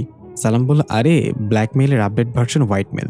তুই এগুলো বুঝবি না, তোর মাথায় কি আমার মতো বুদ্ধি আছে নাকি? হাকিম চোখ বড় বড় করে বলল, বেশি পেঁচাল পারিস না, চল ছাদে গিয়ে দেখি ওস্তাদ বিয়ের কথাবার্তা কত দূর আগালো। আইদের সাথে ছাদে গিয়ে দেখলাম পুরাই যেন একটা স্বর্গীয় বাগান। সবুজ গাছপালা আর ফুলে ফলে ভরপুর, মাঝখানে টেবিল চেয়ার রাখা। সেখানে গিয়ে বসে আমি বললাম, আচ্ছা, যেদিন প্রথম দেখা হলো আমাদের, সেদিন আপনি আমাকে কথা নামে ডেকেছিলেন কেন? সে কে? আইদ মুচকে এসে বলল, সে ছিল একজন অপ্রত্যাশিত মেহমান আমার জীবনে। সত্য মিথ্যার পার্থক্য করতে শিখিয়ে হঠাৎ করে হারিয়ে গিয়েছে। তবে সে প্রমিস করেছিল ফিরে আসবে। আর সবচেয়ে বড় কথা হলো, কথা দেখতে হুবহু আপনার মতোই ছিল। তা আপনাকে দেখে কথা নামে ডেকেছিলাম। আমি বললাম, এই ব্যাপার, আসলে আমি কিছু অদ্ভুত স্বপ্ন দেখি, সেখানে আমি এই নামটা শুনতে পাই। আমার মতনই দেখতে একটা মেয়ে আমাকে বলে সে নাকি আমার মাঝে পুনর্জন্ম নিতে চায়। তবে কেউ একজন আছে যে চায় না কথা পুনর্জন্ম নেক। এটা শুনে আইদ অবাক হয়ে গেল। মনে মনে চিন্তা করতে লাগলো, তার মানে কথা পুনর্জন্ম নিতে চাচ্ছে, কিন্তু কেন? কথা কি মারা গিয়েছে? সে তো তার বাবাকে ফিরিয়ে আনতে গিয়েছিল। আইদকে চুপ থাকতে দেখে আমি বললাম, আপনি কি কিছু ভাবছেন? আইদ চমকে গিয়ে বলল, না তেমন কিছু না, একটু ওয়েট। আইদ মাথা কাত করে ছাদের দরজার দিকে তাকিয়ে বলল, সালাম হাকিম, আমি কি দেখছি তোর ওখানে? এভাবে উকিঝুঁকি মারছিস কেন? সালামের হাকিম 32 দাঁত বের করে বেরিয়ে আসলো। হাকিম সালামকে বলল, তোর জন্য ধরা খাইছি। তোর মাথা বেরিয়েছিল তাই ওস্তাদ দেখে ফেলেছে। সালাম রেগে বলল, মোটেও না, তোর ঠ্যাং বেরিয়েছিল, আমি ভালোভাবেই লুকাইছিলাম। এই নিয়ে দুজনে তর্ক শুরু করে দিল। এই ধমক দিয়ে কাছে ডাকলো দুজনকে। ইকরি কাউকে দেখতে পাচ্ছে না, তাই অবাক হয়ে জিজ্ঞাসা করলো, আপনি কার সাথে কথা বলছেন? আইদ বলল, আমার দুটো অদৃশ্য ভাই আছে, যাদের মাথায় গোবরও নাই, তবে তারা অনেক ট্যালেন্টেড। হাকিম সালামের কানে গিয়ে বলল, ওস্তাদ কি আমাকেও প্রশংসা করলো নাকি? বেইজ্জতি করলো বুঝলাম না। সালাম বলল, মনে হয় বেইজ্জতিই করেছে, কিন্তু আমি প্রশংসার ঘ্রাণ পাচ্ছি। আইদ ইকরিকে বলল, বুঝতে পারছেন না তো, এখানে আমরা ছাড়াও আরো দুইজন আছে, দাঁড়ান প্রমাণ দিচ্ছে। এই বলে আইদ বলল, ওদেরকে 5 সেকেন্ড সময় দিলাম, দেখি কে আগে চা বানিয়ে আনতে পারোস। এই শুনে সালাম আর হাকিম বিদ্যুৎ গতিতে গিয়ে চা বানিয়ে নিয়ে এসে দুজনে একসাথে টেবিলের উপর রাখলো। এটা দেখে ইকরি একটু ভয় পেয়ে গেল আর বলল, এসব কি? তার মানে কি সত্যি এখানে অদৃশ্য কেউ আছে? আমি ভাবছিলাম আপনি মজা করছেন। আইদ বলল, আমি কথায় কথায় মজা করি, কিন্তু আমার সব কথা মজা হয় না। মানুষের সময় ভালো হলে ভুলটাও মজা মনে করে উড়িয়ে দেয় সবাই, আর খারাপ হলে মজাটাও ভুলে যায়। আমি বললাম, কথা তো ঠিক বলেছেন, কিন্তু আমার না এখনো বিশ্বাস হচ্ছে না এখানে আমরা ছাড়াও আরো কেউ আছে। আইদ হাসতে হাসতে চায়ের কাপে চুমুক দিয়ে রেগে বলল, এটা কে বানিয়েছে? হাকিম আঙুল তুলল সালামের দিকে আর সালাম হাকিমের দিকে। কেউ স্বীকার করছে না এটা কে বানিয়েছে। আইদ বলল, কে বানিয়েছে সত্যি করে বল, চাটা অনেক সুস্বাদু হয়েছে, তাকে আমি পুরস্কৃত করব। এবার হাকিম বলল, ওস্তাদ আমি বানিয়েছি। সালাম বলল, না ওস্তাদ আমি বানিয়েছি। এটা নিয়ে আবার তর্ক শুরু করে দুজনের মাঝে। ইকরি কিছুই দেখতে পাচ্ছে না, শুনতেও পাচ্ছে না। আইদ ধমক দিয়ে বলল, তোদের পুরস্কারের গুল্লি মারি, এখন যা ওই মেয়ের আত্মাকে নিয়ে আয় আমার কাছে। হাকিম আর সালাম তর্ক করতে করতে চলে গেল। তোর জন্য পুরস্কার পেলাম না। আরেকজন বলল, তোর জন্য। ইকরি বলল, মেয়ের আত্মা নিয়ে আসবে মানে? কিসের আত্মা? আপনি আসলে কে? আইদ বলল, আমি আত্মাদের বসে আনতে পারি, এখনই জানতে পারবেন কোন মেয়ের আত্মা। ইকরি কোনো কিছুই ঠিক লাগছে না এখানে, মুখ ফুটে কিছু বলতেও পারছে না। এখান থেকে যাওয়া যাবে না, পুলিশ আমাকে খুঁজছে। হঠাৎ ইকরির মাথায় একটা চিন্তা এলো, এত সময় পার হয়ে যাওয়ার পরও মা আমাকে একবারও কল করেনি, আমার খোঁজও নেয়নি। এমনটা তো কখনো হয়নি। রাতে বাসায় ফিরতে একটু দেরি হলেও কলের উপর কল দিত মা। তাহলে এবার কি হলো? এদিকে আমরা দেখতে পাই রাপসিয়ার অবস্থা এখন অনেকটা ভালো, তবে ডাক্তার কথা বলতে নিষেধ করেছে এখন। রাপসিয়ার আব্বু আম্মু তার কাছে বসে আছে। রাপসিয়ার আব্বু বলল, মামুনি, তোমার যে এই অবস্থা করেছে তাকে পুলিশের হাতে ধরিয়ে দিয়েছি, কঠিন শাস্তি হবে তার, আমি সব ব্যবস্থা করব। এটা শুনে রাপসিয়ার অস্থির হয়ে গেল। যেহেতু ডাক্তার কথা বলতে না করেছে, তবু রাপসিয়া অনেক কষ্ট করে বলল, কাকে পুলিশের হাতে দিয়েছ আব্বু? আমাকে যে মেরেছে সে তো জীবিত কেউ ছিল না। এটা শুনে রাপসিয়ার আব্বু আম্মু অবাক হয়ে বলল, মানে কি বলতে চাচ্ছ তুমি? রাপসি বলল, হ্যাঁ আব্বু, আমাকে মেরেছে হাবিবা, ইকরি তো আমাকে বাঁচিয়েছে। রাপসিয়ার আব্বু রেগে বলল, তাহলে তুমি তখন ইকরির দিকে ইশারা কেন করেছিলে? রাপসি বলল, আমি যা দেখেছি তোমরা তা দেখোনি। ইকরির পেছনে হাবিবা ছিল, যেটা আমি ছাড়া কেউ দেখেনি। আমাকে ইকরির সাথে দেখা করতে হবে। এই বলে রাপসিয়া নিজের হাতে থাকা ক্যানেলা খুলে বেড থেকে নামতে লাগলো। রাপসিয়ার আব্বু আম্মু অস্থির হয়ে গেল। রাপসিয়াকে আটকে রাখা যাচ্ছে না, ডাক্তার নার্স সবাই চলে এসেছে। নার্স কোনো রকমে রাপসিয়াকে ঘুমের ইঞ্জেকশন দিয়ে দিল। আস্তে আস্তে রাপসিয়া ঘুমিয়ে গেল। হাকিম এবং সালাম হাবিবার আত্মাকে নিয়ে আইদের কাছে আসলো। আইদ বলল, ইকরি, আপনি কি দেখতে চান এখানে কি এসেছে? আমি ভ্রুকুচকে বললাম, কে? আইদ হাবিবাকে বলল, দৃশ্যমান হয়ে যাও নিজের বান্ধবীর সামনে। হাবিবা রাগান্বিত দৃষ্টিতে আইদের দিকে তাকিয়ে বলল, আমি কারোর গোলাম না, তুই আমাকে হুকুম করতে পারবি না। আইদ হাসতে হাসতে বলল, সব আত্মাই প্রথম প্রথম এমন কথা বলে। এখন সোজাভাবে বলছি, দৃশ্যমান হয়ে যাও, না হলে। এটা শুনে হাইবার আত্মা ভয়ঙ্কর রূপ ধারণ করে আইদের গলা চেপে ধরল এক ঝটকায়। সালাম এবং হাকিম এগিয়ে আসলে আইদ হাতের ইশারায় না করল। ইকরি কিছুই বুঝতে পারছে না এখানে কি হচ্ছে। ইকরি শুধু দেখতে পাচ্ছে আইদের গলায় 5টা আঙুলের দাগ বসে আছে। টেবিলে থাকা চায়ের কাপগুলো কাঁপছে। হঠাৎ আকাশ মেঘাচ্ছন্ন হয়ে গেল, ঘন কালো অন্ধকার নেমে এলো। ইকরি আকাশের দিকে তাকিয়ে দেখলো রংধনুর মতো একটা গোলা এদিকে ধেয়ে আসছে। ইকরি এটা দেখে প্রচুর ভয় পেয়ে গেল। সালাম আর হাকিমও দেখলো আকাশ থেকে কিছু একটা ধেয়ে আসছে। আইদ হাবিবার কপালে একটা পয়সার মতো কিছু চেপে ধরতেই সে চিৎকার করে আইদের গলা ছেড়ে দিল। আইদ উঠে ইকরির দিকে তাকিয়ে বলল, যে গলা ধরার কথা সেই ধরে না, অন্য কেউ এসে গলা ধরে। হাবিবার আত্মা ধীরে ধীরে দৃশ্যমান হলো। ইকরি হাবিবাকে দেখে বলল, হাবিবা তুই? এটা বলার সাথে সাথে রংধনুর গোলাটা এসে আইদের সামনে পড়ল। আইদ বেশ চমকে গিয়ে পিছিয়ে গেল। এটা আবার কি? আইদ ধীরে ধীরে সেটা নিজের হাতে উঠিয়ে দেখলো সেখানে কিছু একটা লেখা, তবে কি লেখা সেটা বোঝা যাচ্ছে না। হাকিম এসে দেখে বলল, ওস্তাদ, এটা তো হিব্রু ভাষা। আইদ বলল, ঠিক আছে, এটা নিয়ে পরে গবেষণা করা যাবে। এখন ইকরি, আপনি জিজ্ঞাসা করেন হাবিবা আপনার বান্ধবীর ওপর আক্রমণ কেন করেছিল, আর আপনাকেই বা কেন ফাঁসাতে চেয়েছিল। ইকরি এখনো বিশ্বাস করতে পারছে না হাবিবা তার সামনে দাঁড়িয়ে। তার মানে আইদ সত্যি সত্যি আত্মাদের বশ করতে পারে। ইকরি হাবিবার আত্মার সামনে বসে জিজ্ঞাসা করলো, কেন করলে এটা? হাবিবা হেসে বলল, তোরা দুজনেই ধোঁকাবাজ। রাতে আমাদের 3জনেরই আড্ডা দেওয়ার কথা ছিল, কিন্তু আমি মরে গেলাম। তোরা কেন বেঁচে আছিস এখনো? তোদেরকেও মরতে হবে আমার সাথে। আমি তোদেরকে নিয়েই ফিরে যাব, নাহলে আমার আত্মা মুক্তি পাবে না। আমি বললাম, হাবিবা, তোর মৃত্যুর জন্য আমরা মোটেও দায়ী না, তুই ফিরে যা। হাবিবা বলল, আমি যাব না ইকরি, তবে আমি তোকে মারতে পারবো না। এই জন্যই সেদিন তোকে বাইরে পাঠিয়ে দিয়ে রাফসিয়াকে মেরে ফেলতে চেয়েছিলাম। আমি বললাম, কেন? আমাকে কেন মারতে পারবি না? আমার মাঝে কি আছে? হাবিবা হুঙ্কার দিয়ে বলল, তোর মাঝে চাঁদের পরী আছে। চাঁদের পরীকে জিন রাজাও ভয় পায়। সে যেদিন তোর মাঝে পরিপূর্ণ কবজা করে ফেলবে সেদিন ইকরি হারিয়ে যাবে, চাঁদের পরী ফিরে আসবে। সে আসবেই, কেউ তোর কোনো ক্ষতি করতে পারবে না।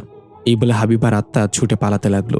আইদ বলল, সালাম হাকিম, তাকে আমি এবং আমার সামনে দেখতে চাই, পালাতে দিবি না। সালাম এবং হাকিম তার পিছু নিল। সালাম ডাক দিয়ে বলল, আমারে নিয়ে পালাও, কই যাও? আইদ বলল, এবার বিশ্বাস হলো তো আমাকে? আমি আত্মাদের দেখতে পাই এবং তাদের বশ করতে পারি। আমি এড়িয়ে গিয়ে বললাম, চাঁদের পরীকে? আইদ কিছুটা ভাবতে ভাবতে চেয়ারে বসে বলল, চাঁদের পরী কথা। সে আপনাকে বেছে নিয়েছে ফিরে আসার জন্য। আমি বললাম, কেন? আমি কেন? পৃথিবীতে এত মানুষ থাকতে আমি কেন? আইদ বলল, সেটা তো চাঁদের পরী বলতে পারবে। এতক্ষণে হয়তো রাপসিয়ার জ্ঞান ফিরেছে, সে হয়তো সবাইকে সত্যিটা জানিয়ে দিয়েছে।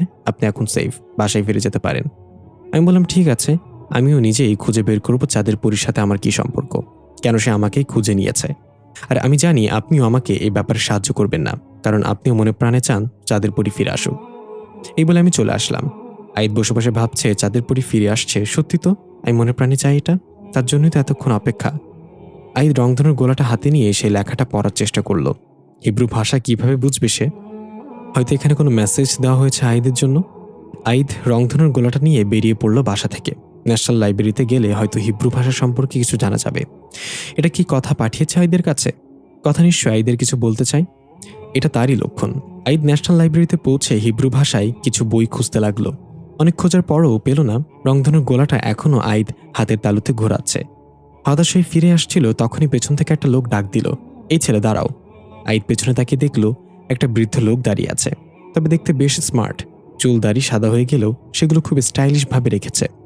কালো রঙের কোট পরা লোকটা আমার কাছে এসে জিজ্ঞাসা করলো, তোমার হাতে এটা কি? আমি বললাম, আমি নিজেও জানি না এটা কি, তবে এখানে হিব্রু ভাষায় কিছু লেখা আছে, আমি এটা জানতে এখানে এসেছিলাম। বৃদ্ধ লোকটা বলল, আমি এখানে সবচেয়ে পুরাতন লাইব্রেরিয়ান ইমন শিকদার, আমার সাথে এসো, আমি জানি হিব্রু ভাষার বই কোন দিকে আছে। এই বলে লোকটা হাঁটতে লাগলো। আমিও কিছু না ভেবে লোকটার পিছু নিলাম। সে আমাকে লাইব্রেরির একদম ভেতরে একটা বন্ধ রুমে ঢোকালো এবং বলল, প্রাচীন বইগুলো এখানেই সংরক্ষিত করে রাখা আছে, তোমার প্রশ্নের উত্তর এখানেই মিলবে। দেখি, আমার হাতে দাও গোলাটা। আমি সেটা তার হাতে দিলাম। লোকটা রংধনুর গোলাটা হাতে তালুতে নিয়ে এক নজরে তাকিয়ে রইল। মনে হচ্ছে যেন সে এক ভ্রমে চলে গেছে। তার চোখে একবারের জন্য ঝাপটালো না।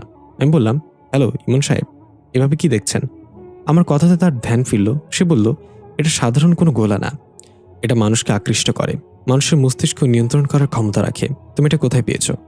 আমি একটু ভেবে বললাম, এটা আমার খুব কাছের একজন আমাকে পাঠিয়েছে। এই হিব্রু ভাষায় লেখাটা একটা মেসেজ। আমি জানতে চাই এখানে কি লেখা আছে। ইমন সাহেব বলল, এখানে হিব্রু ভাষার অনেক বই আছে, এটা বের করতে সময় লাগবে। এক কাজ করো, তুমি আমাকে তোমার মোবাইল নাম্বার দিয়ে যাও, আমি খুঁজে পেলে তোমাকে কল করে জানাবো। আমিও ভেবে দেখলাম লোকটা ভালো মানুষই মনে হয়, তাই সরল মনে আমি আমার মোবাইল নাম্বার দিয়ে রংধনুর গোলাটা নিয়ে সেখান থেকে চলে এলাম। একবার পেছনে তাকিয়ে দেখলাম লোকটা অদ্ভুত দৃষ্টিতে আমার চলে যাওয়ার দিকে তাকিয়ে আছে। তেমন মাথা না ঘামিয়ে সোজা বাসায় চলে আসলাম। এই সেই বিছানায় গা এলিয়ে দিয়ে ঘুমের রাজ্যে হারিয়ে গেলাম। এদিকে ইকরি নিজের বাসায় পৌঁছে কলিং বেল চাপছে অনেকক্ষণ যাবৎ, কারো কোনো সারা শব্দ নেই। কয়েকবার ডাক দিল, আম্মু কোথায় তুমি, দরজা খোলো। ইকরি ফোন বের করে তার আম্মুকে কল করলো, কিন্তু ফোন সুইচ অফ আসছে বারবার। এই আম্মুটা আবার কোথায় গেল? ধ্যাত, রাগ উঠে যায় এখন। এই বলে জোরে দরজার বাড়ি দিতে দিতেই দরজা খুলে গেল। তার মানে দরজা ভিতর থেকে হালকাভাবে লাগানো ছিল। ইকরি বাসায় ঢুকতেই কেমন একটা পচা গন্ধ নাকে এসে লাগলো। ওড়না দিয়ে নাক চেপে ইকরি ডাক দিল, আম্মু, আম্মু তুমি কি আছো? কিসের গন্ধ এটা? হঠাৎ রান্নাঘর থেকে কিছু শব্দ আসতে লাগলো। কেউ যেন কোনো তরকারি বা মাছ মাংস কাটাকাটি করছে। আমি ধীরে ধীরে ডাক দিলাম, আম্মু, রান্নাঘরে কি তুমি? কিন্তু কোনো সারা শব্দ এলো না। আমি এবার একটু ভয় পেতে লাগলাম। আস্তে আস্তে রান্নাঘরের দিকে এগিয়ে গেলাম পা টিপে টিপে। উঁকি মেরে দেখলাম আম্মু কি যেন কাটাকাটি করছে ছুরি দিয়ে। অন্যদিকে ঘুরে থাকায় আম্মুর মুখটা দেখা যাচ্ছিল না। আমি আবারও ডাক দিলাম। এবার কাটাকাটি থামিয়ে আমার দিকে তাকিয়ে গম্ভীর করে বলল, কখন এসেছিস? যা টেবিলে গিয়ে বস, আমি তোর জন্য খাবার রেডি করে আনছি। আমি চমকে গেলাম, এটা তো আম্মুর কণ্ঠ না। আমি বললাম, কে আপনি? এবার সে ধীরে ধীরে আমার দিকে ঘুরে তাকালো, কিন্তু সেটা ছিল খুবই ভয়ঙ্কর, কারণ তার মাথা ঘুরলেও তার শরীর আগের মতো অন্যদিকে ফেরানো। আমি দেখলাম এক ভয়ঙ্কর চেহারার মহিলা। সে একটা ছাগলের মাথা কাটছিল এতক্ষণ। আমার দিকে তাকিয়ে ছাগলের মাথাটা কটমট করে চিবিয়ে খেতে লাগলো। এই দৃশ্য দেখে ভয়ে আমার পুরো শরীর বরফ হয়ে গেল। চিৎকার করার শক্তিটুকু হারিয়ে ফেললাম। সে ভাঙা ভাঙা পায়ে আমার দিকে এগিয়ে আসতে লাগলো। আমি দৌড় দিতে দিতে পেছনে কিছু একটা সাথে উষ্টা খেয়ে পড়ে গেলাম। মাথায় প্রচুর আঘাত পেলাম ফ্লোরের সাথে বাড়ি খেয়ে। স্বাভাবিক হয়ে দেখলাম যেটার সাথে উষ্টা খেয়েছি সেটা একটা ছাগলের মাথাবিহীন শরীর। পচে সেটা থেকে দুর্গন্ধ বের হচ্ছে। মাছি ভনভন করছে আশেপাশে। সামনে তাকে দেখলাম ভয়ানক দেখতে মহিলাটা নেই। কোনো রকমে উঠে বসলাম। কে ছিল এই মহিলা? কিছু বুঝতে পারছি না। এর মাঝে দরজায় কলিং বেল বাজলো। আমি চমকে গেলাম। দৌড়ে গিয়ে তাড়াতাড়ি দরজা খুলে দিলাম। দেখলাম রাপসিয়া এসেছে। ওকে সুস্থ দেখে অনেক খুশি হয়ে গেলাম আমি। রাপসি আমাকে দেখে জড়িয়ে ধরল আর বলল, আমাকে মাফ করে দিস, আমার জন্য তোকে হয়রানি হতে হয়েছে। আমি বললাম, ওটা একটা মিসআন্ডারস্ট্যান্ডিং ছিল, তুই সুস্থ আছোস এটাই অনেক। তখনই মনে পড়লো ছাগলের মাথাবিহীন শরীরটা ঘরে আছে, এটা রাপসিয়াকে দেখাতে হবে। আমি রাপসিয়াকে টেনে ভিতরে নিয়ে গেলাম। দেখাতে কিন্তু আমি অবাক হয়ে গেলাম, কারণ সেখানে কোনো ছাগলের চিহ্নও নেই। রাপসিয়া বলল, ইকরি তুই ঠিক আছিস? এমন করতেছস কেন? আমি বললাম, বিশ্বাস কর, এখানে কিছু ছিল। তুই আসার আগে আমি প্রচুর ভয় পেয়েছিলাম। আম্মু, আমার আম্মু কোথায়? এই বলে আমি পাগলের মতো করতে লাগলাম। আম্মুর রূপে সে অন্য কিছু ছিল। তাহলে আম্মু কোথায়? আম্মু মোবাইলে বন্ধ আসছে বারবার। এখন আমি কি করব? মাথা কাজ করছে না। রাপসি আমাকে শান্ত করে সোফায় বসালো। তারপর বলল, চিন্তা করিস না, আন্টি নিশ্চয়ই কোথায় গিয়েছে, দেখিস ঠিকই ফিরে আসবে। আমি হাসপাতাল থেকে ডিসচার্জ হয়ে সোজা তোর সাথে দেখা করতে চলে এসেছি। তোর জন্য আমি চিন্তিত ছিলাম খুব। আমি বললাম, কেন? তুই কেন চিন্তিত ছিলি? রাপসি আমতা আমতা করে বলল, আমি যখন অজ্ঞান অবস্থায় ছিলাম হাসপাতালের বেডে, তখন তোকে নিয়ে একটা স্বপ্ন দেখেছি। আমি কৌতূহল নিয়ে বললাম, কি স্বপ্ন? রাপসা বলল, আমি দেখেছি তুই একটা কবরস্থানের মাঝখান দিয়ে হেঁটে যাচ্ছিস। আমি তোকে পেছন থেকে ডাকছি, কিন্তু তুই আমার দিকে ফিরেও তাকাসনি। কবরস্থানের মাঝ বরাবর একটা রংধনুর মতো লাইন আঁকা ছিল। আমি কোনোভাবেই সে লাইনটা ক্রস করে তোর কাছে যেতে পারছিলাম না। লাইনটা পার হতে গেলেই বৈদ্যুতিক শকটের মতো আমার সারা শরীর কেঁপে ওঠে। আমি হতাশ হয়ে দাঁড়িয়ে দেখতে লাগলাম তুই কোথায় যাচ্ছিস। আমি দেখলাম তুই একটা নতুন কবরের সামনে গিয়ে দাঁড়িয়ে গেলি। তারপর কিছু মাটি উঠিয়ে সে কবরে দিলি এবং অঝরে কান্না করতে লাগলি। তোর কান্নার শব্দে সবকিছু যেন থমকে গিয়েছে। আমি কান চেপে ধরে বসলাম, তবুও যেন আমার কান ফেটে রক্ত বের হওয়ার মতো অবস্থা। আমি সহ্য করতে না পেরে জোরে চিৎকার করলাম এবং আমার ঘুম ভেঙে গেল। আমার আম্মু তখন আমার পাশে বসেছিল। আম্মু বলেছিল আমি নাকি সত্যি সত্যি তোর নাম ধরে চিৎকার করে ডাকছিলাম এবং কান্না করছিলাম। রাপসিয়ার কথা শুনে আমি অবাক হয়ে গেলাম। যদি রাপসিয়া দেখে থাকে আমি কবরে মাটি দিয়েছি, তাহলে আমার স্বপ্নের সাথে মিল আছে। আমি স্বপ্নে দেখি কেউ আমাকে তাকে ঠিকমতো জানাজা দিয়ে দাফন করতে বলে। তাহলে কি এটাই সেই স্বপ্নের মূল? তার মানে কেউ আছে যে চায় আমি তাকে দাফন করি ঠিকঠাক মতো? কিন্তু আমি কেন? রাপসা আমাকে চুপ থাকতে দেখে বলল, কিরে চুপ করে আছিস কেন? এই স্বপ্নের মানে কি? তুই কি আমার কিছু দেখোস? আমি বললাম, এসব কথা পরেও বলা যাবে রাপসিয়া, এখন আমাকে আম্মুকে খুঁজতে হবে। আম্মুর জন্য আমার খুব চিন্তা হচ্ছে। কোথায় গেল? রাপসা বলল, আচ্ছা তোর আব্বু কোথায়?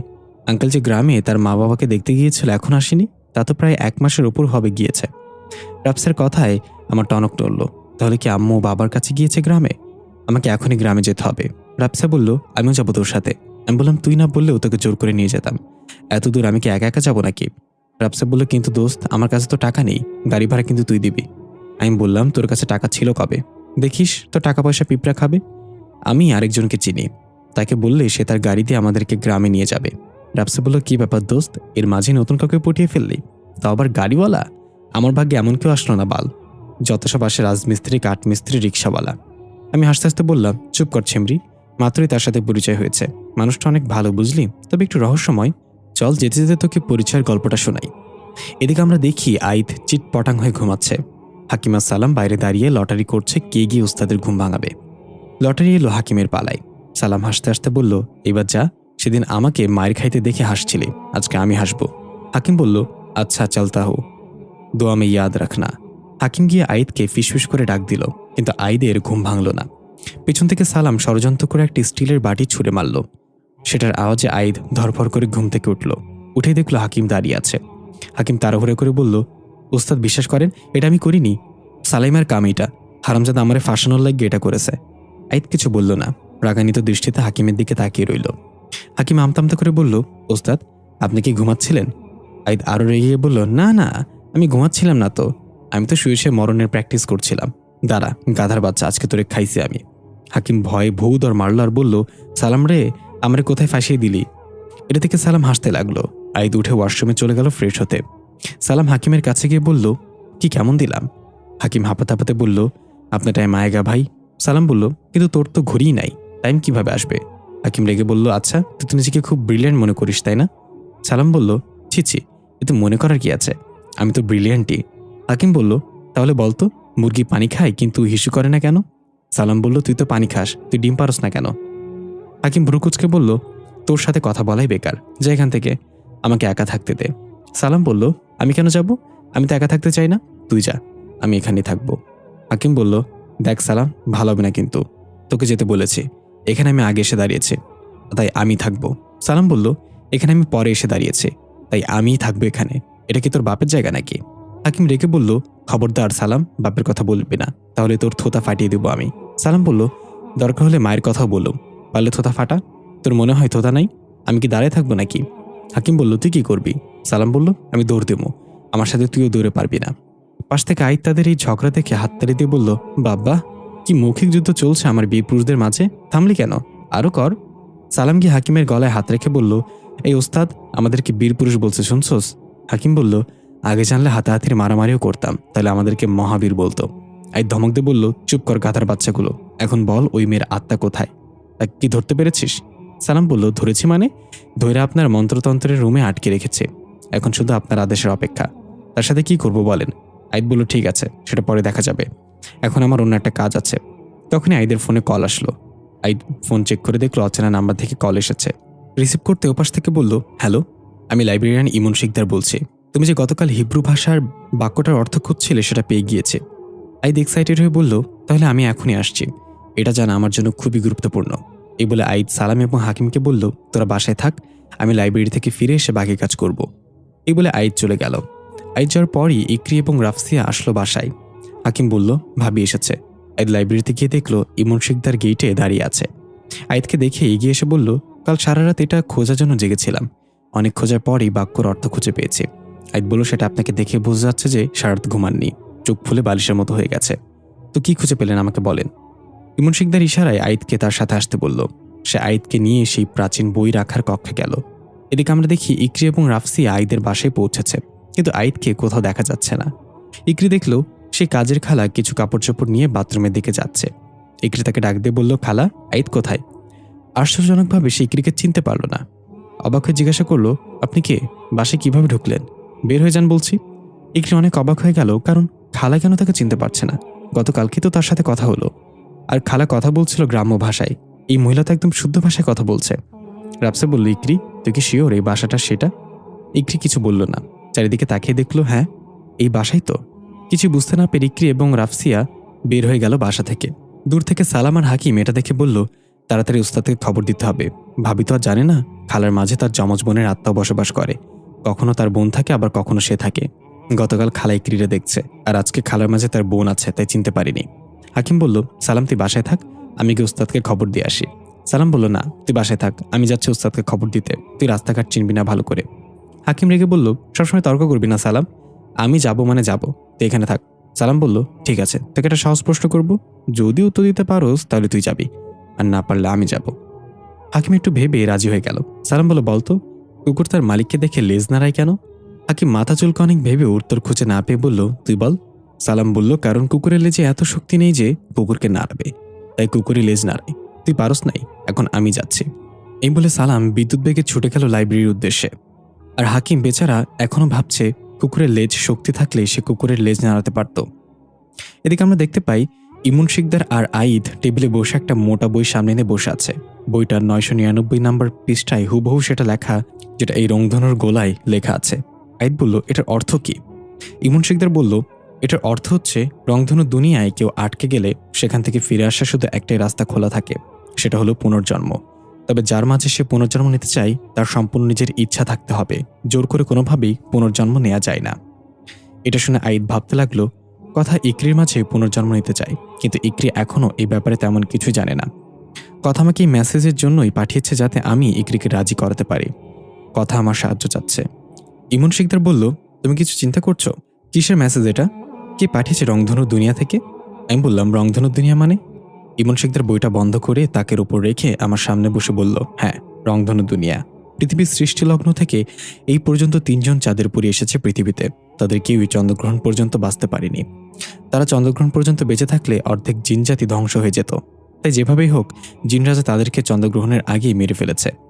আর তারা মরার পর তাদের আত্মা রংধনুর দুনিয়া আটকে যায়। যুগ যুগ ধরে তারা চেষ্টা করে আসছে কারো শরীরে পুনর্জন্ম নিয়ে আবার পৃথিবীতে ফিরে আসতে, কিন্তু কোনো এক অজানা কারণে সেটা হয়নি কখনো। আমি অবাক হয়ে বললাম, আপনি এত কিছু কিভাবে জানেন? কে আপনি? ইমন শিকদার অদ্ভুত একটা হাসিতে বলল, নিজেকে খোঁজো, তাহলে আমার পরিচয় পাবে। আমি কিছু বলতে যাব, তখনই পেছন থেকে সালাম এসে ডাক দিল, মিস্টার সালাম, রিপোর্টিং ওস্তাদ, গরম খবর নিয়ে এসেছে। আমি চমকে গিয়ে পিছনে তাকিয়ে দেখলাম সালাম তার মোলার মতো দাঁতগুলো বের করে দাঁড়িয়ে আছে। আবার সামনে তাকাতেই আমি বড় একটা ঝটকা খেলাম, কারণ ইমন শিকদার সামনে নেই। চোখের পলকে সে কোথায় চলে গেল? আমি বসা থেকে উঠে চারিদিকে খুঁজতে লাগলাম, কিন্তু তার কোনো চিহ্ন নেই। সালাম বলল, ওস্তাদ, আপনি কি কিছু খুঁজছেন? আমি বললাম, আমার সামনে যে বসেছিল সে কোথায় গেল? তোর দিকে তাকিয়ে সামনে তাকাতেই দেখি সে নেই। সালাম অবাক হয়ে বলল, কার কথা বলছেন ওস্তাদ? আপনি তো এখানে একাই বসেছিলেন, আমি এসে আপনার সামনে কাউকেই দেখতে পাইনি। সালামের কথা শুনে আমি রেগে গেলাম। সে আমার সামনেই ছিল, তুই কিভাবে দেখতে পেলি না তাকে? খেয়াল করে দেখলাম টেবিলের উপর রংধনুর গোলাটাও নেই, তার মানে সে ওটা নিয়ে গেছে। আমি রাগে টেবিলের উপর ঘুষে মারলাম। সে কে ছিল? কি উদ্দেশ্য নিয়ে সে এসেছিল? তাকে কোথায় পাবো? কিছু বুঝতে পারছি না। আমি বললাম, কি খবর নিয়ে এসেছিস বল। সালাম ভয় ভয় বলল, আপনি বাসা থেকে বের হওয়ার পরপরই ইকরি ম্যাডাম এসেছিল তার বান্ধবীকে নিয়ে, কিন্তু খালার মাঝে তখন অন্যজন ছিল, তাই খালা তাকে চিনতে পারিনি, বাসা থেকে বের হয়ে যেতে বলেছে। এটা শুনে আমার রাগ আরো বেড়ে গেল। আমি বললাম, গাধার বাচ্চা, তাহলে তুই আমার কাছে কেন এসেছিস? তুই তো নিজেই খালাকে বলতে পারতি ইকরি আমার পরিচিত, খালার মাঝে যেই থাক তাদের দুজনকে তো চিনে, তাই না? সালাম মাথা চুলকে বলল, তাই তো, এটা তো আমার মাথায় আসেনি। কি লাভ এই মাথা রেখে, কি লাভ এই মাথা রেখে? এই বলে সালাম তার মাথা ঘাড় থেকে খুলে হাতে নিয়ে আসলো। আমি বললাম, হয়েছে, আর নাটক করতে হবে না, চল এখান থেকে এখন। ইমন শিকদারকে যেভাবেই হোক খুঁজে বের করতেই হবে। আইদ এবং সালাম একসাথে লাইব্রেরি থেকে বের হলো। আমরা দেখতে পাই ইমন শিকদার লাইব্রেরির ছাদে দাঁড়িয়ে আছে, তার হাতে রংধনুর গোলাটা। সে এক রহস্যময় হাসি দিয়ে আইদের চলে যাওয়ার দিকে তাকিয়ে আছে ছাদ থেকে। আইদ বাসায় ফিরে দেখল ইকরিয়া রাপসিয়া ড্রয়িং রুমে বসে আছে সোফায়। আইদ খুশি হয়ে বলল, আরে আপনারা, আমি জানতে পেরেছিলাম আপনারা নাকি চলে গেছেন আমাকে না পেয়ে, কাজের খালা চিনতে পারিনি। ইকরি বলল, হ্যাঁ, প্রথমে তো চিনতে পারিনি, পরে উনি নিজেই গিয়ে আবার গেট থেকে ফিরিয়ে নিয়ে এনেছে। ওনার নাকি ভুলে যাওয়ার রোগ আছে, তাই আমাকে দেখে চিনতে পারিনি। আইদকে বসে ইকরির চোখে চোখ রেখে বলল, গতকালই না রাগ দেখিয়ে চলে গেলেন, দেখলেন তো, আমাকে ছাড়া একদিনও থাকতে পারলেন না, একেই বলে টান। ইকরি মুখ বাঁকিয়ে বলল, তেমন কিছুই না, আপনি তো আছেন আপনার চাঁদের পরীকে নিয়ে, আমার প্রতি আপনার কোনো টানই নেই। আইদ বলল, চাঁদের পরী আর আপনি একই, এখন বলেন কেন এসেছেন? জরুরি কাজ ছাড়া তো আসার কথা না আপনার। ইকরি বলল, আমার আম্মু মিসিং, বাসায় গিয়ে দেখি আমার আম্মুর রূপে বাসে অন্য কিছু। সে ভীষণ ভয়ঙ্কর ছিল, ছাগলের মাথাবিহীন শরীর আর মাথাটা তার হাতেই ছিল। আজ আমি জানি আমার আম্মু এখন কোথায় আছে, এখন আমাকে বলুন আম্মুকে কোথায় পাবো। আইদ বলল, এখন শাশুড়ি আম্মাকে খুঁজে বের করতে হবে, তাই তো? ইকরি ভুরুকুচকে বলল, কার শাশুড়ি আম্মা? আইদ জিব্বায় কামড় দিয়ে বলল, উপস, মানে আপনার বয়ফ্রেন্ডের শাশুড়ি আম্মা। ইকরি একটু রেগে বলল, কিসব বাজে বাজে কথা বলছেন? আমার কোনো বয়ফ্রেন্ড নেই। আইদ বলল, এটাই তো কনফার্ম করতে চাচ্ছিলাম। আচ্ছা, এখন তাহলে কি করতে হবে বলেন, দেখি আমি কিছু করতে পারি কিনা আপনার জন্য। ইকরি বলল, 2-3 মাস আগে আমার আব্বু গ্রামের বাড়ি গিয়েছিল দাদা দাদির সাথে দেখা করতে, কিন্তু আব্বু আর ফেরেনি। আমার মনে হয় আম্মু হয়তো গ্রামের বাড়ি গেছে আব্বুর কাছে। আম্মুর ফোনও বন্ধ আসছে, তাই আপনি যদি আমাদেরকে নিয়ে একটু সেখানে যেতেন খুব উপকার হতো। শহর থেকে অনেক দূরে হওয়ায় যেতে ভয় পাচ্ছি। আইদ একটু ভেবে বলল, আপনাদের গ্রামের নাম কি আর এটা কোথায়? ইকরি বলল, যশোর জেলার চৌগাছা থানায়।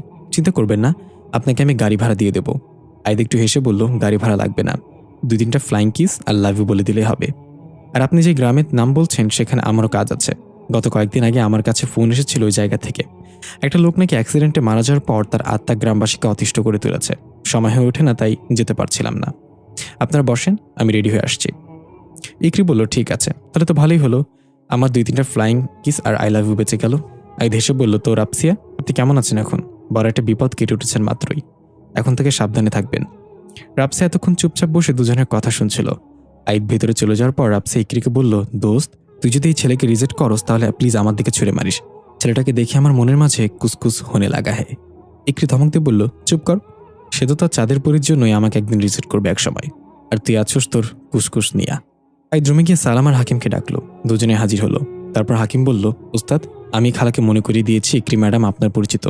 এই বকলম সালাম তো গিয়েছে আপনাকে খবর দিতে, আমি না করার পরেও গেছে। সালাম হাঁ করে তাকিয়ে বলে, এই ছিল তোর মনে? তোরে আমি বদদোয়া দিলাম, বাসর রাতে তোর বউ তোরে ভাইয়া ডাকবে। হাকিম বলল, সমস্যা নাই, বউটা তো তোর হবে। সালাম রেগে বলল, ঝালমুড়ির ঠোঙা, তুই আমার বউয়ের দিকে নজর দিছস? मैं तेरा खून पी जाऊंगा হাকিম। আই ধমক দিয়ে বলল, তোরা কি চুপ করবি নাকি আমি ডান্ডা বের করব? হাকিম একটু লাজুকভাবে বলছে, ছি ওস্তাদ, ডান্ডা বের করবেন কেন? সালাম বলল, হারামজাদা লাঠির কথা বলছে।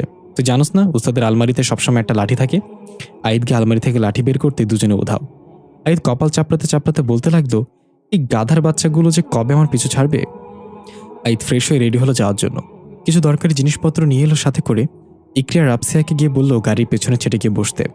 আইদ সালাম আর হাকিমকে ডেকে বলল, আমি শহরের বাইরে যাচ্ছি, ওই মেয়ের আত্মা যেন কিছুতেই বের হতে না পারে, এই দায়িত্ব হাকিমের উপর দিলাম।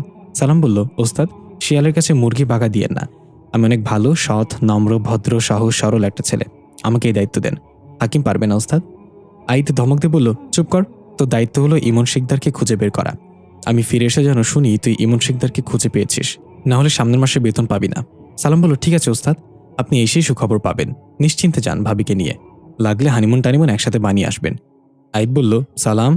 সালাম বলল, এই হাকিম, যা নিজের কাজ কর, ওস্তাদ তোকে যে দায়িত্ব দিচ্ছে সেটা ভালোভাবে পালন করবি। এই বলে সালাম চোখ ট্যারা করে চলে গেল। আইদ একটু হেসে গাড়িতে গিয়ে বসলো। ইকরি বলল, এতক্ষণ লাগলো আসতে? সে কখন থেকে বসে আছি। আইদ বলল, গাধাকে বোঝানো সহজ কাজ না ম্যাডাম, এখন তাহলে যাওয়া যাক। আইদ গাড়ি স্টার্ট করে ড্রাইভ করতে লাগলো। কারো মুখে কোনো কথা নেই, গাড়ির ভিতর সম্পূর্ণ নীরবতা পালন চলছে।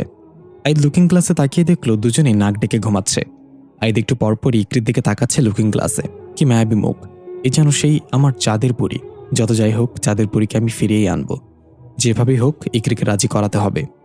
এদিকে ইকরি ঘুমের মাঝে আবার সেই স্বপ্নের জগতে চলে গিয়েছে। ইকরি একটা কবরস্থানে দাঁড়িয়ে আছে। একটা ভারী কণ্ঠ বলছে, আমাকে ঠিকঠাক মতো জানাজা দিয়ে দাফন করে দাও, নাহলে আমি সবাইকে মেরে ফেলবো। ইকরি এদিক ওদিক ছুটছা চিৎকার করে বলছে, কে আপনি? আমি কেন আপনাকে দাফন করব? কিন্তু এই আওয়াজটা যেন থামছেই না। হঠাৎ ইকরি দৌড়াতে দৌড়াতে একটা ভাঙা কবরে পা পিছলে পড়ে গেল। কোনো রকমে উঠে দেখলো কবরের একটা অর্ধগলিত লাশ, তার মুখ থেকে মাংস খুলে খুলে পড়ছে। চোখ দুটোর জায়গায় 2টা গর্ত হয়ে আছে। নীল রঙের শার্টটা এখনো পচেনি। লাশের থেকে একটা ভোটকা গন্ধ বেরোচ্ছে। ইকরি নাড়ি বুড়ি সব বের হয়ে আসবে মনে হচ্ছে গন্ধে। ইকরি ভয়ে দৌড় দিতে চাইলেই লাশটা খপ করে ইকরির হাত ধরে ফেলল। ইকরি চিৎকার করে উঠে নিজের পুরো শক্তি দিয়ে চিটকা টান মেরে নিজের হাত তার হাত থেকে ছাড়িয়ে দৌড় দিল। পিছনে তাকাতেই দেখলো সে কবরটায় ধপ করে আগুন জ্বলে উঠল। ইকরি ধরপড় করে ঘুম থেকে উঠে বসল। ঘেমে পুরো শরীর ভিজে গেছে, অথচ গাড়িয়ে এসি অন করা। ইকরি বলল, গাড়ি থামান। আইদ বলল, কি হয়েছে? এখনো তো পৌঁছায়নি, গাড়ি থামো কেন? ইকরি চিৎকার করে বলল, থামাতে বলছি থামান। ইকরির চিৎকারে রাপসিয়া উঠে গেছে। আইদ কিছু বুঝতে পারল না। গাড়ি রাস্তার এক সাইডে থামালো। ইকরি গাড়ি থেকে নেমে রাস্তার পাশে গিয়ে বমি করে দিল গদগদ করে। ইকরির মনে হচ্ছে ভোটকা গন্ধটা এখনো তার নাকে লাগছে। রাপসিয়া পানির বোতল নিয়ে গিয়ে ইকরিকে দিল। ফ্রেশ হয়ে ইকরি গাড়িতে ফিরে এলে আইদ বলল, কি হয়েছে হঠাৎ করে? আমি তো গাড়ি আস্তে আস্তে ড্রাইভ করছিলাম। ইকরি শান্ত হয়ে বলল, আমি আবার সেই স্বপ্নটা দেখেছি। এবার আমি তার অর্ধগলিত লাশ দেখেছি, নীল শার্ট পরিহিত। দেখে বোঝা গিয়েছে তাকে জানাজা ছাড়াই দাফন করা হয়েছে, আর সেই আমাকে স্বপ্নের মাধ্যমে বলে তাকে জানাজা দিয়ে দাফন করতে। আইদ বলল, সে কি আপনার সাথে কথা বলেছিল? কিছু কি জানতে পেরেছেন সে কে? ইকরি বলল, না সেটা জানতে পারিনি, তবে সে আমার এই হাত খপ করে ধরে ফেলেছিল। এটা বলতেই ইকরি খেয়াল করলো তার হাতের মুঠোয় কিছু একটা আটকে আছে। মুঠো খুলে দেখলো নীল শার্টের কিছু অংশ আটকে আছে। ইকরি অবাক হয়ে বলল, সে যখন আমার হাত ধরেছিল তখন অনেক ধস্তাধস্তি করে তার থেকে নিজেকে ছাড়িয়েছিলাম। তখনই হয়তো এটা আমার হাতে চলে এসেছিল। তার মানে এটা নেহাতি কোনো স্বপ্ন ছিল না। আইদ ইকরির হাত থেকে কাপড়ের টুকরাটা নিয়ে বলল, স্বপ্নের জগৎ থেকে কিছু নিয়ে আসা মানে তাকে বাস্তব দুনিয়ায় ডেকে আনা। সে নিশ্চয়ই আসবে তার জিনিস ফেরত নিতে। তখনই রাপসি এক অদ্ভুত কণ্ঠে বলে উঠল, আমার জিনিস আমাকে ফেরত দে। আইদ এবং ইকরি দুজনে অবাক হয়ে তাকিয়ে দেখল রাফসিয়া নিচের দিকে মাথা নিচু করে চুলগুলো সামনে ঝুলিয়ে বসে আছে। আইদ বলল, এই দেখেন। বলতে না বলতেই শয়তান হাজির। হায়াত আছে বলতে হবে, অনেকদিন বাঁচবে। ইকরি কাঁপা কাঁপা হাতে রাপসিয়ার কাঁধে হাত রেখে বলল, রাপসিয়া? হঠাৎ রাপসিয়া এক ঝটকায় মুখ তুলে কর্কশ গলায় বলল, আমি বলেছিলাম আমাকে ঠিকঠাক মতো দাফন করে দিতে, তুই সেটা করিসনি, এখন মর। এই বলে ইকরির গলা চেপে ধরে ছুঁড়ে মারল। ইকরি গাড়ির দরজা ভেঙে বাইরে গিয়ে পড়ল। আইদ তার ব্যাগ থেকে আত্মা বশ করার পয়সাটা বের করার আগেই রাপসিয়া আইদকেও ছুঁড়ে ফেলে দিল। তারপর এক লাফে গাড়ির ছাদে উঠে অদ্ভুতভাবে বসে বলল, সবাই মরবে এখন। আইদ উঠে গিয়ে ইকরিকে বলল, আপনি ঠিক আছেন তো? ইকরি কুকরাতে কুকরাতে বলল, আমার কথা ছাড়েন, আগে রাপসিয়ার ভেতর থেকে ওইটাকে বের করেন। আইদ বলল, যা দিয়ে আমি আত্মাবশ করবো সেটা গাড়ির ভেতরে, কিন্তু ওটা ছাড়াও আমি আত্মাবশ করতে পারবো, তবে অল্প কিছুক্ষণের জন্য সেটা। এই বলে আইদ নিচ থেকে কিছু ধুলো উঠালো মুষ্টিবদ্ধ করে, তারপর কিছু একটা পরে সেগুলোতে ফু দিল। রাপসি আবার এক লাফে গাড়ির ছাদ থেকে নেমে আইদের দিকে এগিয়ে আসলো। আইদ সুযোগ বুঝে হাতে হালকা ধুলো রাপসিয়ার চেহারায় ছুঁড়ে মারল। সাথে সাথে রাপসিয়া চিৎকার করে হাঁটু গেড়ে মাটিতে বসে পড়ল। রাপসিয়ার শরীর থেকে কালো ধোয়ার মতো কিছু একটা বের হয়ে গেল এবং রাপসিয়া মাটিতে লুটিয়ে পড়ল। আইদ বলল, তাড়াতাড়ি রাপসিয়াকে নিয়ে গাড়িতে উঠে বসেন, আমাদের যেতে হবে। সে আবার রাপসিয়ার উপর ভর করে নেবে। ইকরি উঠে রাপসিয়াকে টেনে গাড়িতে তুলল। আইদ তাড়াতাড়ি গাড়ি স্টার্ট করে আবার রওনা হলো। এদিকে আমরা দেখতে পাই ইমন শিকদার একটা ধোঁয়াযুক্ত কক্ষে আসন পেতে বসে আছে চোখ বন্ধ করে। দেখে বোঝা যাচ্ছে সে গভীর ধ্যানে আছে। তার সামনে রংধনুর গোলাটা রাখা এবং একটা পিতলের পাত্রে একটা মোমবাতি জ্বালানো। সে কিছুক্ষণ পর জ্বলন্ত মোমবাতিটা হাতে নিয়ে সেটা কাত করে মোমের গরম ফোঁটাগুলো নিজের চোখ বন্ধ করে উপরে দিতে লাগলো। এক পর্যায়ে মোম দিয়ে তার দুটো চোখ ঢেকে ফেলল। তার সামনে থাকা রংধনুর গোলাটা পাত্রের ভেতর কাঁপতে কাঁপতে লাগলো। তারপর ভয়ঙ্করভাবে হাসতে হাসতে লাগলো এবং বলল, আমি আসছি তোমাকে মুক্ত করতে, ভয় পাবে না, আমি আসছি। এদিকে সালাম ইমন শিকদারের খোঁজে সে লাইব্রেরিতে এসেছে। যদিও সালামকে কেউ দেখতে পাচ্ছে না, তাই সে ইচ্ছামতো এদিক ওদিক ছুটে তার খোঁজ চালিয়ে যাচ্ছে। কিন্তু পুরো লাইব্রেরি তন্ন করে খুঁজেও ইমন শিকদার নামে কাউকে পেল না। অবশেষে সালাম চলে গেল লাইব্রেরির স্টাফ রুমে, যেখানে এখানে থাকা সব স্টাফদের নাম লিস্টেড থাকে। সালামকে স্টাফ লিস্ট চেক করে লাগলো, কিন্তু আশ্চর্যজনকভাবে ইমন শিকদার নামে কেউ নেই। এখন সালাম কি করবে? এর মাঝে সালাম শুনতে পেল দুজন স্টাফ সেখানে বসে বলাবলি করছে। লাইব্রেরির পুরনো স্টাফদের লিস্ট গত 2 দিন ধরে মিসিং ছিল, সেটা দেওয়ালে ফ্রেমে করে টাঙানো ছিল। আজ সকালে হঠাৎ সে টেবিলের উপর পাওয়া গেছে, অথচ গত 2 দিন তন্ন করে খুঁজেও কেউ সেটা পায়নি। এমনকি পুলিশ কেসও হয়েছিল এটার জন্য। এর শুনে সালামের সন্দেহ সৃষ্টি হলো। সে তাড়াতাড়ি সেই ফ্রেমে বাঁধানো পুরনো স্টাফদের লিস্ট খুঁজতে লাগলো এবং পেয়েও গেল। সালাম হাঁ করে তাকিয়ে রইল সেটার দিকে। এ কি, ইমন শিকদার নামে যে ছিল এখানে, তো সে ছিল আরো 125 বছর আগের স্টাফ। এতদিনে তো সে মারা যাওয়ার কথা। তাহলে কি ওস্তাদের সাথে যে দেখা করছে সে ইমন শিকদারের আত্মা ছিল? তাহলে ওস্তাদ সেটা বুঝতে পারল না কেন? সালাম তাড়াতাড়ি করে গেল সিসিটিভি কন্ট্রোল রুমে। সেখানে যে দায়িত্ব ছিল, সালাম তাকে পেছন থেকে এক থাপ্পড় মেরে অজ্ঞান করে দিল এবং নিজের হাতের দিকে তাকিয়ে বলল, আমার হাতে এত পাওয়ার, বা সালাম তুই গ্রেট হো। সালাম সেদিনে সিসিটিভি ফুটেজ চেক করতে লাগলো যেদিন আইদ এসেছিল লাইব্রেরিতে। খুঁজতে খুঁজতে দেখলো ওই তো ওস্তাদকে দেখা যাচ্ছে, কিন্তু সে তো একাই হাঁটছে আর কথা বলছে, তার সাথে তো কাউকে দেখা যাচ্ছে না। তার মানে সত্যি সত্যি সে ইমন শিকদারের আত্মা ছিল। যেহেতু ওস্তাদও তাকে ধরতে পারেনি, তার মানে সে কোনো সাধারণ আত্মা না। এদিকে আইদরা তাদের গন্তব্য যশোরের চৌগাছা থানায় চলে এসেছে প্রায়। রাপসিয়ার জ্ঞান ফিরতে উঠে বলল, কিরে আমার কি হয়েছিল? এই কি গাড়ির দরজা ভাঙা কেন? আমরা কি অ্যাক্সিডেন্ট করেছিলাম? ইকরি বলল, অ্যাক্সিডেন্ট তুই করস নাই, অ্যাক্সিডেন্ট করছে আমরা। আর একটু হলেই তো আমাদেরকে মেরে ফেলতে তুই। কেমনে ফাল দিয়ে গাড়ির উপর উঠে গেলি তুই? রাপসে বলল, মানে কি বলতেছো আবল তাবল? আমি আবার কখন গাড়ির ছাদে উঠলাম? এই আইদ ভাইয়া, গাড়ি পাবনা থেকে ঘোরান, ইকরিকে সেখানে রেখে আসি। আইদ এসে বলল, ইকরিকে পাবনা পাগলাগারোতে রাখবো না, ওকে রাখবো আমার মনের পাগলাগারোতে। রাপসে একটু কেসে বলল, ফিরিত দেখে মন চায় গেন্ডারির জুস খেয়ে মইরা যাই। ইকরি রেখে বলল, ফালতু কথা বলিস না তো, এমনি অনেক চিন্তায় আছে আমি। সেখানে গেলে আম্মা আব্বুকে পাবো কিনা। এর মাঝে একদল লোক মশলা হাতে আইদের গাড়ি থামালো। আইদ গাড়ি থামিয়ে মাথা বের করে বলল, কি হয়েছে, পা আটকালেন কেন? একজন বলল, আপনি নিশ্চয়ই আইদ, শহর থেকে এসেছেন? আইদ মাথা নেড়ে বলল, হ্যাঁ। লোকটা বলল, আমরা আপনাকে খবর দিয়েছিলাম, এটা সেই চৌগাছা, একটু আগেও একজনকে মেরে ফেলেছে সেই অতৃপ্ত আত্মা। আইদ গাড়ি থেকে নামলো, সাথে ইকরি এবং রাফসিয়াও নামলো। আইদ বলল, তার উৎপত্তিস্থল কোথায়? একজন বলল, পাশের জঙ্গল থেকে প্রতিদিন ওই আত্মার গর্জন শোনা যায়। সে চিৎকার করে বলে যে সে যতদিন না এসে আমাকে দাফন করবে ততদিন আমি মুক্তি পাবো না, আমি সবাইকে মেরে ফেলবো। ইকরি অবাক হয়ে আইদকে বলল, এই একই কথা তো আমরা স্বপ্নেও এসেছে, তাহলে কি এই আত্মাটা সেই আত্মা? আইদ বলল, সেটা দেখা যাবে। আমরা এখন জঙ্গলে যাবো এই আত্মার খোঁজে। সে যদি আপনার স্বপ্নে সে আত্মা হয় তাহলে তাকে আটকানো অনেক কঠিন হয়ে যাবে, কারণ সে বাস্তব দুনিয়ায় চলে এসেছে ইতোমধ্যে। এই বলে আইদ একটা মশাল হাতে নিয়ে একজন লোককে বলল, আমাকে জঙ্গলের পথ দেখিয়ে দিন। লোকটা আইদকে পথ দেখিয়ে দিল। আইদ সবার আগে হাঁটতে লাগলো। আইদের পিছনে রাফসি এবং ইকরি একে অপরের হাত শক্ত করে ধরে হাঁটছে। বাকি গ্রামবাসী সবাই দোয়া দরুদ পড়তে পড়তে পেছনে হাঁটছে। এদিকে আমরা দেখতে পাই হাকিম সেই রুমের বাইরে বসে আছে যেখানে হাবিবার আত্মা বন্দি করে রাখা হয়েছে। হাবিবার আত্মা ভেতর থেকে চিৎকার করছে তাকে ছেড়ে দেওয়ার জন্য। তার চিৎকার চেঁচামেচিতে হাকিম কান পেতে চেপে ধরে বসে রইল। এক পর্যায়ে সহ্য করতে না পেরে হাকিম দরজা খুলে হাবিবার আত্মাটাকে চপাট করে একটা থাপ্পড় লাগিয়ে রুমের কোণে ফেলে দিল। থাপ্পড়কে হাবিবা একদম চুপসে গেল এবং গালে হাত দিয়ে কোণে বসে রইল। হাকিম গিয়ে হাবিবার কাছে বলল, মৃত্যুর পর যদি কোনো কারণে মুক্তি না পাও তাহলে অন্তত মানুষের বিরক্তর কারণ হইও না। আমি আর সালাম বেঁচে থাকতে অনেক পাপ করেছি, একসাথে অনেক খারাপ কাজ করেছি, তাই আমরা মৃত্যুর পরও মুক্তি পাইনি, এভাবেই ঝুলে আছি। কিন্তু আমরা কখনো কারোর উপর প্রতিশোধ বা কারোর ক্ষতি করার চেষ্টা করিনি। মৃত্যুর পর কোনো ধনী গরিব সাদা কালোই সবাই এক, কারোর মাঝে কোনো পার্থক্য নেই। ভাগ্য ভালো মৃত্যু সবারই হয়, নাহলে বড়লোক আর অহংকারী ব্যক্তিরা এটা নিয়েও মজা করতো যে গরিব ছিল বলে মারা গেছে। তুমি নিজের ভেতরে থাকা রাগ, হিংসা, প্রতিশোধ ঝেড়ে ফেলে দাও। আমাদের টিমে যোগ দিয়ে আত্মা হওয়ার বিষয়টা এনজয় করো। আমাদেরকে কেউ দেখতে পায় না বিশেষ শক্তির অধিকারী মানুষ ছাড়া, তাই নিজেকে একজন অপ আত্মা বানানোর যে একজন ভালো আত্মা হয়ে আমাদের সাথে থেকে যাও। যদি রাজি থাকো তাহলে এক চাপো। হাবিবা বাচ্চাদের মতো করে বলল, আর যদি না থাকি তাহলে? হাকিম বলল, তাহলে এক চাপো, কারণ তোমাকে তো আমাদের টিমে লাগবেই। আমাদের টিমের সব আছে, শুধু গ্ল্যামার নাই, তুমি হবে আমাদের গ্ল্যামার আত্মা।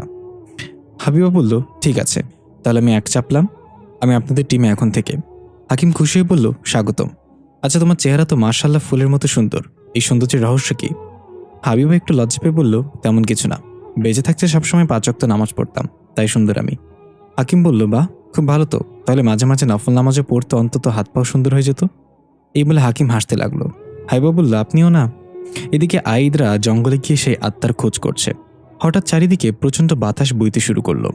সবার হাতে থাকা মশাল নিভে গেল। আইদ তাড়াতাড়ি ব্যাগ থেকে বিশেষ ধরনের এক সবুজ আলো লাইট বের করে সেটা জ্বালিয়ে দিল। সবুজ আলোতে দেখা গেল একটু দূরেই জীর্ণ শীর্ণ শার্ট গায়ে কেউ একটা দাঁড়িয়ে আছে। তার শরীর থেকে মাংস খুলে খুলে পড়ছে, রাগে হিংস্র পশুর মতো গড়গড় করছে। ইকরি বলল, এটাই সেই লাশ, যেটা শার্টের অংশ আমি নিয়ে এসেছিলাম। গ্রামবাসী এটা দেখে ভয়ে যে যার মতো ছুটে পালাতে লাগলো, কিন্তু আইদ এক পাও নড়ল না। আইদ চিৎকার করে জিজ্ঞাসা করলো, কে আপনি? কেন নিজেকে কষ্ট দিচ্ছেন? সে কোনো কথা বলল না, উল্টো ঘুরে হাঁটা দিল জঙ্গলের গভীরে। আইদ বলল, আমাদের তার সাথে যেতে হবে, সে আমাদের কিছু দেখাতে চায়। ইকরি এবং রাফসিয়া প্রচুর ভয় পাচ্ছে, তবুও আইদ থাকা সত্ত্বেও সাহস পাচ্ছে। এর মাঝে গ্রামবাসীরা সব পালিয়ে গেছে। আইদ, ইকরি এবং রাফসিয়া তার পিছু নিল। সে হাঁটতে হাঁটতে একটা জায়গায় গিয়ে থেমে গেল। আইদরাও থেমে গেল। হঠাৎ সে চোখের পলকে অদৃশ্য হয়ে গেল। আইদ দৌড়ে গেল সেখানে যেখানে সে দাঁড়িয়েছিল। টর্চের আলোতে সেখানে একটা হালকা উঁচু করা মাটির স্তূপ দেখতে পেল। আইদ বলল, এটা হয়তো তার কবর, তাকে মারার পর কেউ এখানে এনে জানাজা ছাড়াই পুঁতে ফেলে রেখেছে, আর তাই এই আত্মার এমন ভয়ঙ্কর হয়ে উঠেছে। হঠাৎ রাফসিয়া বলে উঠল, ওটা কি? আইদ এবং ইকরি দেখল রাফসিয়া বাম দিকে একটা গাছের গোড়ায় কিছু একটার দিকে ইশারা করে আছে। সেদিকে এগিয়ে দেখল একটা মানুষের কঙ্কাল। এখানে পোকামাকড় খেয়ে যাচ্ছে কঙ্কালটাকে। ইকরি এগিয়ে গেল। কঙ্কালের হাতের দিকে লক্ষ্য করতেই একটা আংটি দেখে হাউমাউ করে কেঁদে উঠল। আইদ অবাক হয়ে জিজ্ঞাসা করলো, কি হয়েছে ইকরি? ইকরি কাঁদতে কাঁদতে বলল, আমার আব্বু। ইকরি কাঁদতে কাঁদতে আব্বুর কঙ্কালের সামনে বসে পড়ল। নিজের চোখে যেন বিশ্বাস করতে পারছে না। রাফসিয়া ইকরির সান্ত্বনা দিতে লাগলো। আইদ বলল, আপনি কিভাবে বুঝলেন এটা আপনার আব্বুর কঙ্কাল? তার জামা কাপড়ের তো কোনো চিহ্ন নেই। ইকরি কঙ্কালের হাত থেকে আংটিটা খুলে আইদের হাতে দিয়ে বলল, এটা আমার আব্বুর হাতে থাকতো সবসময়। আইদ আংটিটা হাতে নিয়ে ঘুরিয়ে ফিরে দেখতে লাগলো। নিজের গেঞ্জি দিয়ে সেটা পরিষ্কার করে ভালোভাবে দেখতেই আইদ চমকে গেল। আইদের চোখ বড় বড় হয়ে গেল। দৃশ্য চলে গেল 10 বছর আগে, যেদিন সোহানা মারা গিয়েছিল বাসের ধাক্কায়। বিকট শব্দ শুনে আইদার কথা সেদিকে তাকালে দেখতে পেল সোহানার হাওয়ায় ভাসছে। কিছু বুঝে ওঠার আগেই সোহানা গিয়ে ল্যাম্প পোস্টের খুঁটির সাথে বাড়ি খেয়ে নিচে আছড়ে পড়ল। আইদ সোহানা বলে চিৎকার করে দৌড়ে গেল। যে বাস সোহানাকে অ্যাক্সিডেন্ট করিয়েছিল সেই বাস সেদিন না থেমেই পালিয়ে গিয়েছিল। তবে ড্রাইভারের হাত জানালা দিয়ে বের হয়ে থাকায় আয়েদ শুধু তার হাত দেখতে পেয়েছিল। হাতে একটা আংটি চকমক করছিল। আয়েদ এই আংটিটার কথা কখনো ভুলবে না। সে আংটিওয়ালা লোকটাই সোহানার অ্যাক্সিডেন্ট করে পালিয়ে গিয়েছিল। দৃশ্য ফিরে এলো বর্তমানে। আয়েদ আংটিটা হাতে চেপে ধরে বলল, ইকরি, আপনার বাবা কি কাজ করত? ইকরি চোখ মুছে বলল, আমার বাবা বাস ড্রাইভার ছিল। তবে 10 বছর আগে কোন এক অজানা কারণে বাস চালানো ছেড়ে দেয় বাবা। তারপর ছোটখাটো একটা ব্যবসা করত। আইদের চোখ রাগে লাল হয়ে গেল। সোহানার অক্সিজেন মাস্ক পুরাটা আইদের চোখে ভাসতে লাগলো। সোহানা বলা শেষ কথাটা আইদের কানে বাজতে লাগলো, ভাইয়া, আমাকে শেষবারের মতো একটা ভেন্ডি বলে ডাকবি? আইদ রাগে কষ্ট আংটিটা হাতের মাঝে এমনভাবে চেপে ধরল যে সেটা আইদের হাতে বিঁধে গিয়ে রক্ত বের হতে লাগলো। এটা ইকরি বা রাপসিয়া কেউ খেয়াল করলো না। আইদ নিজেকে কোনো মতো শান্ত করে বলল, এই আংটিটির মাধ্যমে আমি বের করবো আপনার বাবা কিভাবে মারা গিয়েছে, আর ওই আত্মাটাই বা কে। ইকরি বলল, তাহলে এখন সেটা করেন। আমি জানতে চাই আমার বাবা কিভাবে মারা গেছে। আইদ সেই কবরের মতো মাটির স্তূপ থেকে এক মুঠো মাটি নিয়ে ব্যাগে ঢুকিয়ে বলল, এখানে হবে না এটা। আমাকে অতীতে পৌঁছাতে হলে যেতে হবে চাঁদের পরীতে। ইকরি ভুরুকুচকে বলল, চাঁদের পরী? আইদ কিছু না বলে হাঁটা দিয়ে জঙ্গল থেকে বের হওয়ার জন্য রাপসিয়া আর ইকরিও আইদের পিছু নিল। রাপসিয়া ইকরির কানে কাছে গিয়ে ফিসফিস করে বলল, আংটিটা দেখার পর থেকে আইদের ব্যবহারের পরিবর্তন এসেছে, সেটা লক্ষ্য করছোস? ইকরি বলল, হ্যাঁ দেখেছি। নিশ্চয় আমার আব্বুকেও চিনে। এখন কোনো কথা বলিস না, দেখিও কি করে। গাড়ি কাছে এসে দেখলো গ্রামবাসীরা সবাই এখানে দাঁড়িয়ে আছে। আইদকে দেখেই সবাই এগিয়ে গেল। একজন বলল, আপনি কি সে আত্মাটাকে বন্দি করতে পেরেছেন? আইদ বলল, এখনো না, তবে খুব তাড়াতাড়ি করে ফেলবো, চিন্তা করবেন না। লোকটা একটা টাকার বান্ডিল এগিয়ে দিয়ে বলল, আপনার ফিস এটা, দয়া করে আত্মাটাকে তাড়াতাড়ি তার গন্তব্যে ফেরত পাঠিয়ে দেন, আমরা অনেক আতঙ্কিত। আইদ টাকার বান্ডিলটা না নিয়ে বলল, এই কাজটার বিনিময়ে আমি কিছুই নেব না, কারণ এই আত্মার সাথে আমারও অনেক প্রশ্ন লুকিয়ে আছে। তাই আপনারা নিশ্চিন্তে নিজেদের বাসায় ফিরে যান, কালকের পর থেকে সে আর ফিরে আসবে না। গ্রামবাসীরা খুশি হয়ে সবাই যে যার মতো চলে গেল। আইদ গাড়িতে উঠে বসলো, সাথে ইকরি আর রাপসিয়াও। ইকরি বলল, আমরা এখন কোথায় যাচ্ছি? আইদ বলল, যেখান থেকে এসেছি সেখানে। ইকরি বলল, আপনি গ্রামবাসীদের এটা কেন বললেন যে ওই আত্মার সাথে আপনারও অনেক প্রশ্ন লুকিয়ে আছে? আপনি কি কিছু লুকাচ্ছেন? আইদ কোনো কথা না বলে ফুল স্পিডে গাড়ি ছাড়ল। আইদের মাথায় এখন একটাই কথা ঘুরছে, ইকরির আব্বুর কারণেই সোহানা মারা গিয়েছে সেদিন। সোহানার কথা ভাবতে ভাবতে আইদের চোখের কোণে এক বিন্দু পানি জমল। আজ হঠাৎ সোহানার কথা খুব মনে পড়ছে। আইদের চোখে ভাসতে লাগলো, একদিন সোহানা আর আইদ খাবারের কেনার জন্য দোকানে গিয়েছিল। সোহানা তার পছন্দের সব চকলেট আর আইসক্রিম নিল ব্যাগ ভর্তি করে। আইদ পকেট চেক করে দেখলো মাত্র 100 টাকা আছে, কিন্তু সোহানা কমপক্ষে 2000 টাকার খাবার নিয়েছে। আইদ ফিসফিস করে বলল, ভেন্ডি, তুই যে ঝোলা ভরছস, আমি টাকা কই পাবো? আমার কাছে 100 টাকা আছে মাত্র। সোহানা রেগে বলল, আমি কিছু জানি না, আমার এগুলো চাই চাই চাই, নাহলে কিন্তু এখন রাস্তার মাঝে শুয়ে নাগিন ডান্স দেবো। দোকানদার বুঝতে পারলো এদের কাছে টাকা নেই, তাই দোকানদার বলল, এই ভাই, তাড়াতাড়ি টাকা দেন, নাহলে সবকিছু ফেরত দেন। আইদ বলল, সোহানা, ফেরত দেবই, না হলে আমি পিটুনি খাবো আজ। সোহানা বলল, দিব না। দোকানদার বলল, দেন বলছি। সোহানা বলল, দিব না। আইদ বলল, দিয়ে দে ভেন্ডি। সোহানা বলল, দিব না মানে দিব না। এই বলে সোহানা সেগুলো নিয়ে দৌড় দিল। দোকানদার খপ করে আইদকে ধরে ফেললে বলল, টাকা না দিয়ে এখান থেকে যেতে পারবে না বাছা, না হলে পুলিশে ধরিয়ে দেব। আইদ দাঁত কটমট করে বলল, ভেন্ডির ঘরে ভেন্ডি, আমার এই ফাঁসাইয়া রেখা চলে গেলি? আচ্ছা, আমার কাছে টাকা নেই, আপনি পুলিশে খবর দেন। দোকানদার রেগে মেগে পুলিশে কল করলো। কিছুক্ষণের মধ্যে পুলিশ চলে আসলো এবং আইদকে ধরে নিয়ে গেল। সোহানা পার্কে বসে আইসক্রিম খাচ্ছে মনের সুখে, কারণ সোহানা জানে আইদ হলো সাপের মতো, সে কোনো না কোনোভাবে নিজেকে ছাড়িয়ে নিবেই। সোহানা আইসক্রিমে ফুরুত করে টান দিয়ে পেছনে তাকিয়ে দেখলো আইদ দাঁড়িয়ে আছে রাগান্বিত দৃষ্টিতে। সোহানা ব্যাগ থেকে একটা আইসক্রিম বের করে আইদের দিকে এগিয়ে দিয়ে বলল, কিরে, কখন আসলি? এনে আইসক্রিম খা। আইদ টান দিয়ে আইসক্রিমটা নিয়ে ঠাস করে সোহানার পাশে বসে আইসক্রিম খেতে খেতে বলল, তুই আমার ফাঁসাইয়া দিয়ে চলে আসলি কেন? তারা যদি আমাকে গণপিটুনি দিত? সোহানা বলল, সেসব কথা বাদ দে, আগে বল তুই গণপিটুনি থেকে বেঁচে ফিরলি কিভাবে? আইদ হেসে বলল, আলার বলদ দোকানদার আমার পিটুনি না দিয়ে পুলিশে ধরিয়ে দিছে। তারপর আমি পকেট থেকে থাকা শেষ পুঁজি 100 টাকা পুলিশকে ঘুষ দিয়ে নিজেকে ছাড়িয়ে নিয়ে এসেছি। সোহানা হাসতে হাসতে বলল, এই না হলে আমার ভাই। আইদ ফিরে এলো বর্তমানে। ঠোঁটের কোণে এক চিলতি হাসি সোহানার দুষ্টামিগুলো মনে করে। এদিকে আমরা দেখতে পাই ইমন শিকদার একটা কাগজে কি যেন লিখছে চোখ বন্ধ করে এবং বিড়বিড় করে একটা অদ্ভুত মন্ত্র আওড়াচ্ছে মুখে। হঠাৎ জেদ করে পৃষ্ঠাটা ছিঁড়ে হাতের মুঠোয় মুঠিয়ে ফ্লোরে ফেলে দিল। ফ্লোরে আরো অনেকগুলো মোড়ানো কাগজ পড়ে আছে। ইমন শিকদার হয়তো কিছু লিখতে চাচ্ছে, কিন্তু সেটা ঠিকঠাক হচ্ছে না। এভাবে লিখতে আর ছিঁড়তে ছিঁড়তে এক পর্যায়ে ইমন শিকদারের মুখে শয়তানি হাসি ফুটল। বোঝা গেল সে যেটা লিখতে চাচ্ছে সেটা লিখে ফেলেছে। ইমন শিকদার চোখ খুলে কাগজটার দিকে তাকিয়ে একা একাই বলে উঠল, তার মানে তোমার নাম ফারদিন চৌধুরী, আইদ আহমেদ আর ফারদিন চৌধুরী। আমি তোমাদের রংধনুর দুনিয়ায় পৌঁছাতে দিব না আমার আগে। চাঁদের পরী আমার এবং আমারই থাকবে। তোমরা মারা যাবে আর আমি চাঁদের পরীর সাথে পুনর্জন্ম নিব। এই বলে ইমন শিকদার অট্ট হাসিতে মেতে উঠল। তার হাসিতে আশেপাশে সবকিছু কাঁপতে লাগলো। তার মুখের ভেতর কোনো জিহ্বা নেই। কালো অন্ধকার বেরিয়ে এলো তার মুখের ভেতর থেকে। টেবিলে থাকা রংধনুর গোলাটা তার রং হারিয়ে ফ্যাকাশে হয়ে গেল। এদিকে আইদরা বাসায় ফিরে এসেছে। আইদ গাড়ি থেকে নেমে কারোর সাথে কোনো কথা না বলে সোজা তার মন্ত্রতন্ত্রের কক্ষে চলে গেল। ইকরা রাসফিয়ার সাথে সাথে গেল। মন্ত্রতন্ত্রের কক্ষের উপর লেখা চাঁদের পরী। হাকিমা সালমা দূরে দাঁড়িয়ে আছে। হাকিম বলল, উস্তাদকে আজ অন্যরকম দেখাচ্ছে কেন সালাম? সালাম বলল, আমিও তো সেটাই ভাবছি, নিশ্চয়ই কিছু হয়েছে। উস্তাদকে তো এত রাগান্বিত কখনো দেখিনি। পেছন থেকে হাবিবা এসে বলল, হাকিম ভাইয়া আমার সাথে একটু আসেন তো। হাকিম বলল, চলো চলো। তুমি বলে তো বেড কাটা বিছানো রাস্তাও পার হতে পারি। সালাম মুখ বাঁকিয়ে বলল, আমার সামনে এসব ঢং করবি না হাকিম। মাথা গরম হলে তোকে লুঙ্গি পরিয়ে উল্টো করে টাঙিয়ে পিটাবো। হাকিম হাসতে হাসতে হাইবার সাথে যেতে যেতে গান ধরল, পরান যায় জলিয়ারে। সালাম নিজের রাগ কন্ট্রোল করে ডাক শান্ত গলায় বলল, হাকিম যাবে আমার সাথে? হাকিম পেছনে তাকিয়ে কৌতূহল নিয়ে বলল, কোথায়? সালাম বলল, হাঁকতে। এই বলে সালাম হাসতে হাসতে দৌড় দিল। হাকিম চিৎকার করে বলল, সালাম্মা তোরে আমি খাইছি, লেডিসের সামনে এমন কথা কেন বললি? হাকিম সালামের পিছু নিল। হাবিবা ফিক করে হেসে বলল, এই দুজনের টম এন্ড জেরি কবে বন্ধ হবে আল্লাহ জানে। আইজ চাঁদের পরীর কক্ষে গিয়ে লবণ ছিটিয়ে একটা গোলাকার বৃত্ত তৈরি করলো। দেখা গেল বৃত্তের মাঝখানে সেই কফিনটা রাখা, যেটা খুললেই কয়েকটা রং বেরঙের প্রজাপতি বেরিয়ে আসতো আর আইদ তার অতীতে চলে যেত। ইকরি বলল, এই কফিনটা কিসের? আইদ বলল, এটা এই চাঁদের পরীর শেষ নিশানা, আমি যত্ন করে রেখে দিয়েছি। ইকরা বলল, ঠিক আছে বুঝলাম, এখন বলেন আমার কি কোনো দায়িত্ব আছে? আমি কি করব? আইদ বলল, অপেক্ষা। আইদ গোলাকার বৃত্তর মাঝে বসে একটা মোমবাতি জ্বালিয়ে একটা পাত্রে কিছু পানি ঢেলে আংটিটা সেই পাত্রে রাখলো। তারপর চোখ বন্ধ করে কিছু একটা পড়তে লাগলো।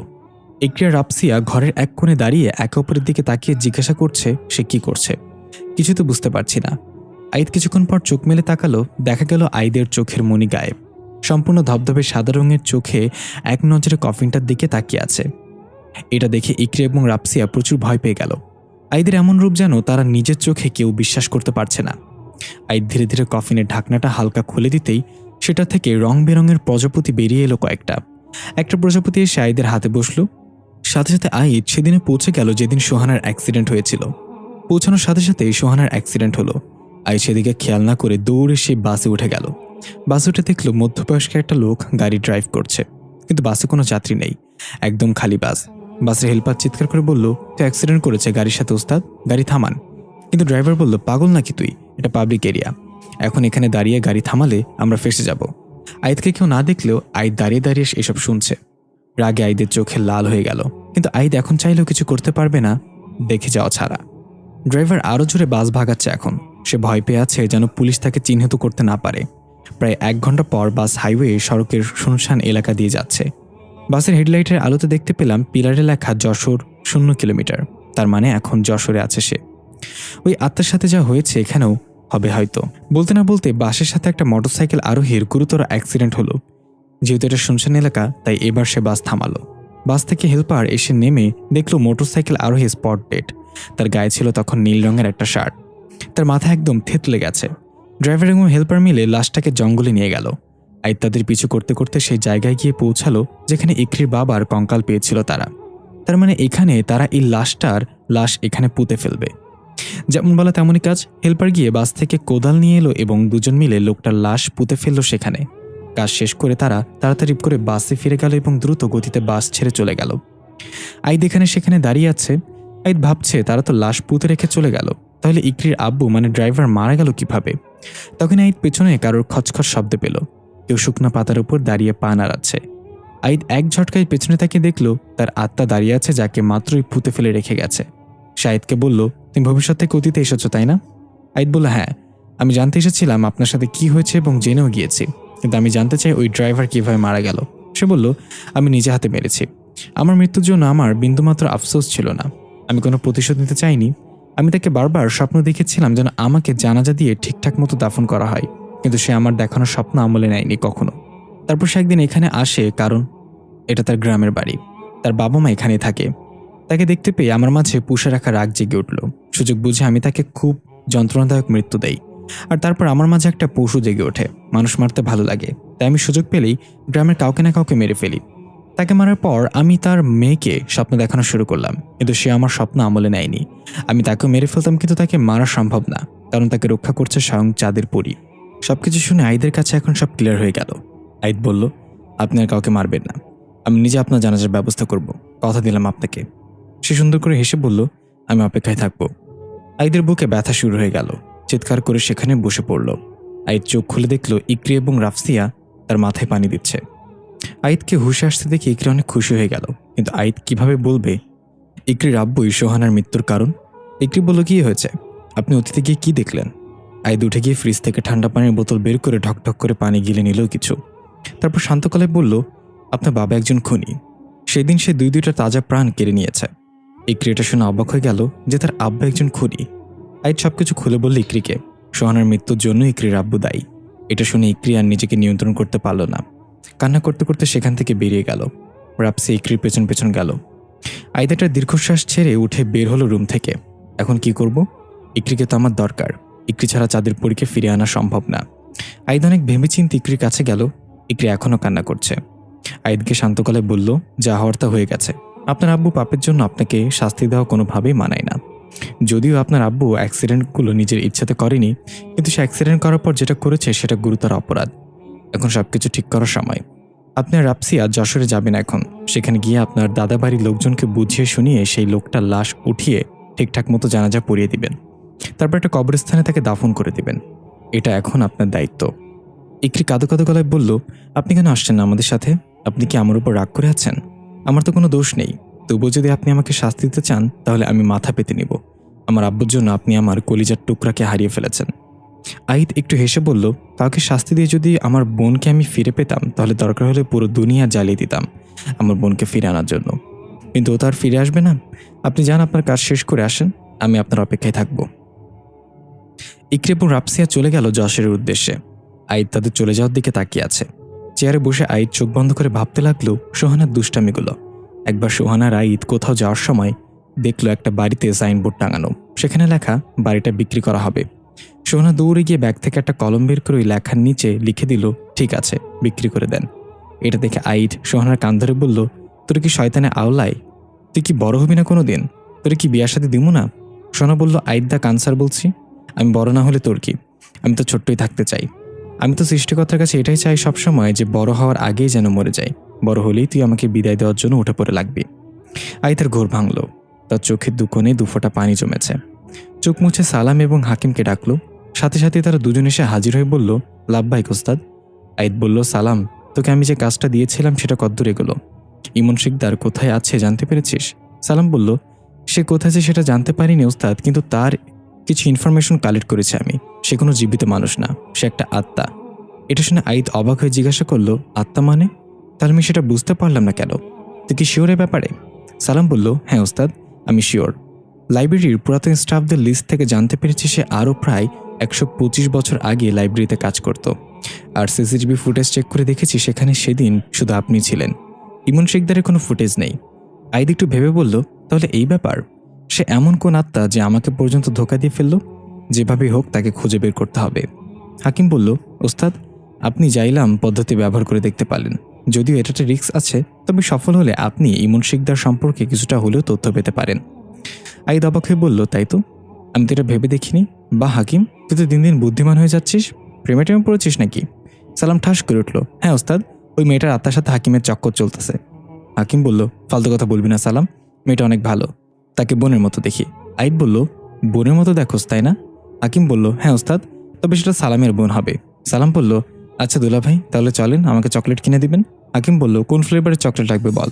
সালাম রেগে বলল, হারামজাদা, আমি খাওয়ার চকলেটের কথা বলছি। আইদ ধমক দিয়ে বলল, গাধার বাচ্চাগুলো এখান থেকে যা বলছি, না হলে চকলেট তোদের। সালাম বলল, হাকিম চল এখান থেকে, ওস্তাদ মারপিটের মুডে চলে আসছে। এই বলে সালাম আর হাকিম ফুরুত করে চলে গেল। আইদ বসা থেকে উঠে চাঁদের পুরীতে চলে গেল জাইলাম পদ্ধতি শুরু করার জন্য। জাইলাম পদ্ধতি হচ্ছে কোনো আত্মার নাম লিখে সেই কাগজটা মন্ত্রপুত পানিতে ভিজিয়ে খেয়ে ফেলতে হবে, তাহলে সেই আত্মার কিছু অতীত চোখের সামনে ভেসে উঠবে। তবে আত্মা যদি টের পেয়ে যায় তার অতীতে কেউ প্রবেশ করেছে, তাহলে সেখান থেকে ফিরে আসা অনেক কঠিন হয়ে যাবে, এমনকি আর কখনো বর্তমানে ফিরে নাও আসতে পারে। আইদ একটা কাগজে ইমন শিকদারের নামটা লিখলো আরবিতে। তারপর একটা পিতলের ছোট কলসি থেকে একটা পাত্রে কিছু পানি নিল। এটা মন্ত্রপুত পানি। আইদ আসন পেতে বসলো ফ্লোরের মাঝখানে। একটু ভয় লাগছে যদি ইমন শিকদার টের পেয়ে যায় তাহলে আইদ অতীতে আটকে যাবে সারা জীবনের জন্য। নিজেকে শান্ত করে সাহস সঞ্চর করে আইদ প্রস্তুত হলো জাইলাম করার জন্য। আইদ চোখ বন্ধ করে সে কাগজটা পাত্রের পানিতে ভিজিয়ে রাখলো। কিছুক্ষণ পর কাগজে থাকা নামটা পানিতে মিশে গেল এবং পানিটা গরম হয়ে টকবক করতে লাগলো। আইদ গরম পানি থেকে কাগজটা বের করে এনে নিজের মুখে পুরে দিয়ে এবং চিবিয়ে কাগজটা খেয়ে নিল। সাথে সাথে আইদের চোখের মনি গায়েব হয়ে গেল। আইদ সামনে রাখা মন্ত্রপুত পানির পাত্রের দিকে তাকালো। দেখা গেল সেখানে ইমন শিকদারের কিছু দৃশ্য ভেসে উঠছে। ইমন শিকদারের যৌবনের বয়স এটা। সে একটা ফুল হাতে নিয়ে বাস স্ট্যান্ডে দাঁড়িয়ে আছে। হয়তো কারোর জন্য অপেক্ষা করছে সে। আর অনেকেই বাসের অপেক্ষায় আছে। ইমন শিকদার বারবার হাতে থাকা পুরনো মডেলের ক্যাসিও ঘড়িটার দিকে তাকাচ্ছে। তখন একটা বাস এসে থামলো। বাসে ওঠার জন্য সবাই ধাক্কাধাক্কি শুরু করলো। ইমন শিকদার অনেক ঠেলাঠেলি করে বাসে উঠতে সক্ষম হলো, কিন্তু কোনো সিট পেল না। উপরে থাকা হাতল ধরে দাঁড়িয়ে তার একটু সামনে সিটে বসা একটা মেয়ের দিকে তাকাচ্ছে বারবার। মেয়েটাও ঘাড় ঘুরে কিছুক্ষণ পর পর ইমন শিকদারের দিকে তাকিয়ে মুচকে মুচকে হাসছে। দেখে বোঝা যাচ্ছে এরা প্রেমিক যুগল। ইমন শিকদার ফুলটা হাতে নিয়ে এগিয়ে দিল মেয়েটার ইশারায়। নিষেধ করে দেখালো পাশে আম্মু বসে আছে। ইমন শিকদার দাঁতে দাঁত কামড়ে ফিসফিস করে বলল, বিশ্বযুদ্ধ করে বাসে উঠে যদি ফুলটা নাই দিতে পারি তাহলে আমি বাস থেকে লাফ দিয়ে মরে যাব। মেয়েটা হাত দিয়ে মুখ চেপে ইশারায় বলল, অন্য কোনো দিন দিও, আজকে না। বাস আরেকটা স্টেশনে থামলে ইমন শিকদার নেমে যাওয়ার সময় ভুলবশত ফেলে দেওয়ার ভান করে ফুলটা মেয়ের কোলে রাখলো। পাশে সিটে বসা মেয়েটার আম্মু এটা লক্ষ্য করার আগেই মেয়েটা তাড়াতাড়ি ব্যাগের ভেতর ঢুকিয়ে নিল ফুল। আর মনে মনে হাসলো, সত্যি পাগল একটা। ইমন শিকদার বাস থেকে নেমে সোজা চলে গেল লাইব্রেরিতে। সেখানে আসতেই লাইব্রেরির ম্যানেজার ইমন শিকদারকে কথা শোনাতে লাগলো কাজ রেখে এভাবে বাইরে বাইরে ঘোরার জন্য। কিন্তু ইমন শিকদার যেন ম্যানেজারের মাঝেও তার প্রেমিকাকে দেখতে পাচ্ছে। সে দেখছে তার প্রেমিকার খোলা চুলগুলো বাতাসে উড়ছে আর রাগান্বিত চেহারায় তাকে কিছু একটা বলছে স্লো মোশনে, কিন্তু তার কোনো শব্দই নেই। ইমন শিকদার ঘরের মাঝে ম্যানেজারের হাত ধরে ডান্স করতে করতে বলল, আমার চাঁদের পরি কবে আসবে আমার ঘরে জ্যোৎস্না দিতে? তখনই ম্যানেজারের চিৎকারে ইমন শিকদারের ঘোর ভাঙল। জিব্বায় কামড় দিয়ে ম্যানেজারকে ছেড়ে দিয়ে দৌড়ে চলে গেল। আশেপাশে সবাই হতবাক হয়ে তাকিয়ে আছে। রাতের বেলা ইমন শিকদার হারিকেনের আলোতে বসে চিঠি লিখছে তার প্রেমিকার জন্য। প্রিয় চাঁদের পরি, আমি নিজেকে হারানোর ভয় পাই না, যতটা তোমাকে হারানোর ভয় পাই। তুমি হারিয়ে গেলে আমি তোমাকে মৃত্যুর পর হলেও খুঁজে বের করব। আমি জানি তুমি সাধারণ কোনো মানুষ না, তবে চন্দ্রগ্রহণের আগ পর্যন্ত আমি তোমাকে রক্ষা করব। আমি থাকতে কেউ তোমার কোনো ক্ষতি করতে পারবে না। তুমি হবে প্রথম চাঁদের পরি যে চন্দ্রগ্রহণ পর্যন্ত বেঁচে থেকে সম্পূর্ণরূপে মানুষে রূপান্তরিত হবে। সেই দিন আর বেশি দূরে না। ইতি, তোমার ইমন শিকদার। চিঠি লেখা শেষ করে ইমন শিকদার অদ্ভুত একটা হাসি দিয়ে ওপরের দিকে তাকিয়ে বলল, কি ব্যাপার আইদ আহমেদ, আমার অতীতে প্রবেশ করেছ অথচ আমার অনুমতি নাওনি? Very bad. এই বলে ইমন শিকদার একটা কাগজে আইদের নাম লিখে সেটা হাতের মুঠোয় মুড়িয়ে চেপে ধরল। বর্তমান সমাজে আইদের পেটে প্রচণ্ড ব্যথা শুরু হয়ে গেল। আইদ নিঃশ্বাস নিতে পারছে না। অতীতের ইমন শিকদার জোরে জোরে হাসছে আর বলছে, চাঁদের পরি শুধু আমার। আইদ কোনো মতে মুখের ভেতর থেকে নিজের আঙুল ঢুকিয়ে বমি করে দিল এবং বমির সাথে গিলে ফেলা কাগজের টুকরো বের হয়ে আসলো। আইদ বের হতে সক্ষম হলো ইমন শিকদারের অতীত থেকে। জোরে জোরে নিঃশ্বাস নিতে লাগলো। আইদ ক্লান্তিতে সেখানে চিত হয়ে শুয়ে পড়ল। কিছুক্ষণ চোখ বন্ধ রেখে নিজেকে শান্তভাবে ভাবতে লাগলো, ইমন শিকদার ওই মেয়েটাকে চাঁদের পরি বলছে কেন? কে এই মেয়েটা? আর ইমন শিকদারের উদ্দেশ্য কি? সে কি করতে যাচ্ছে?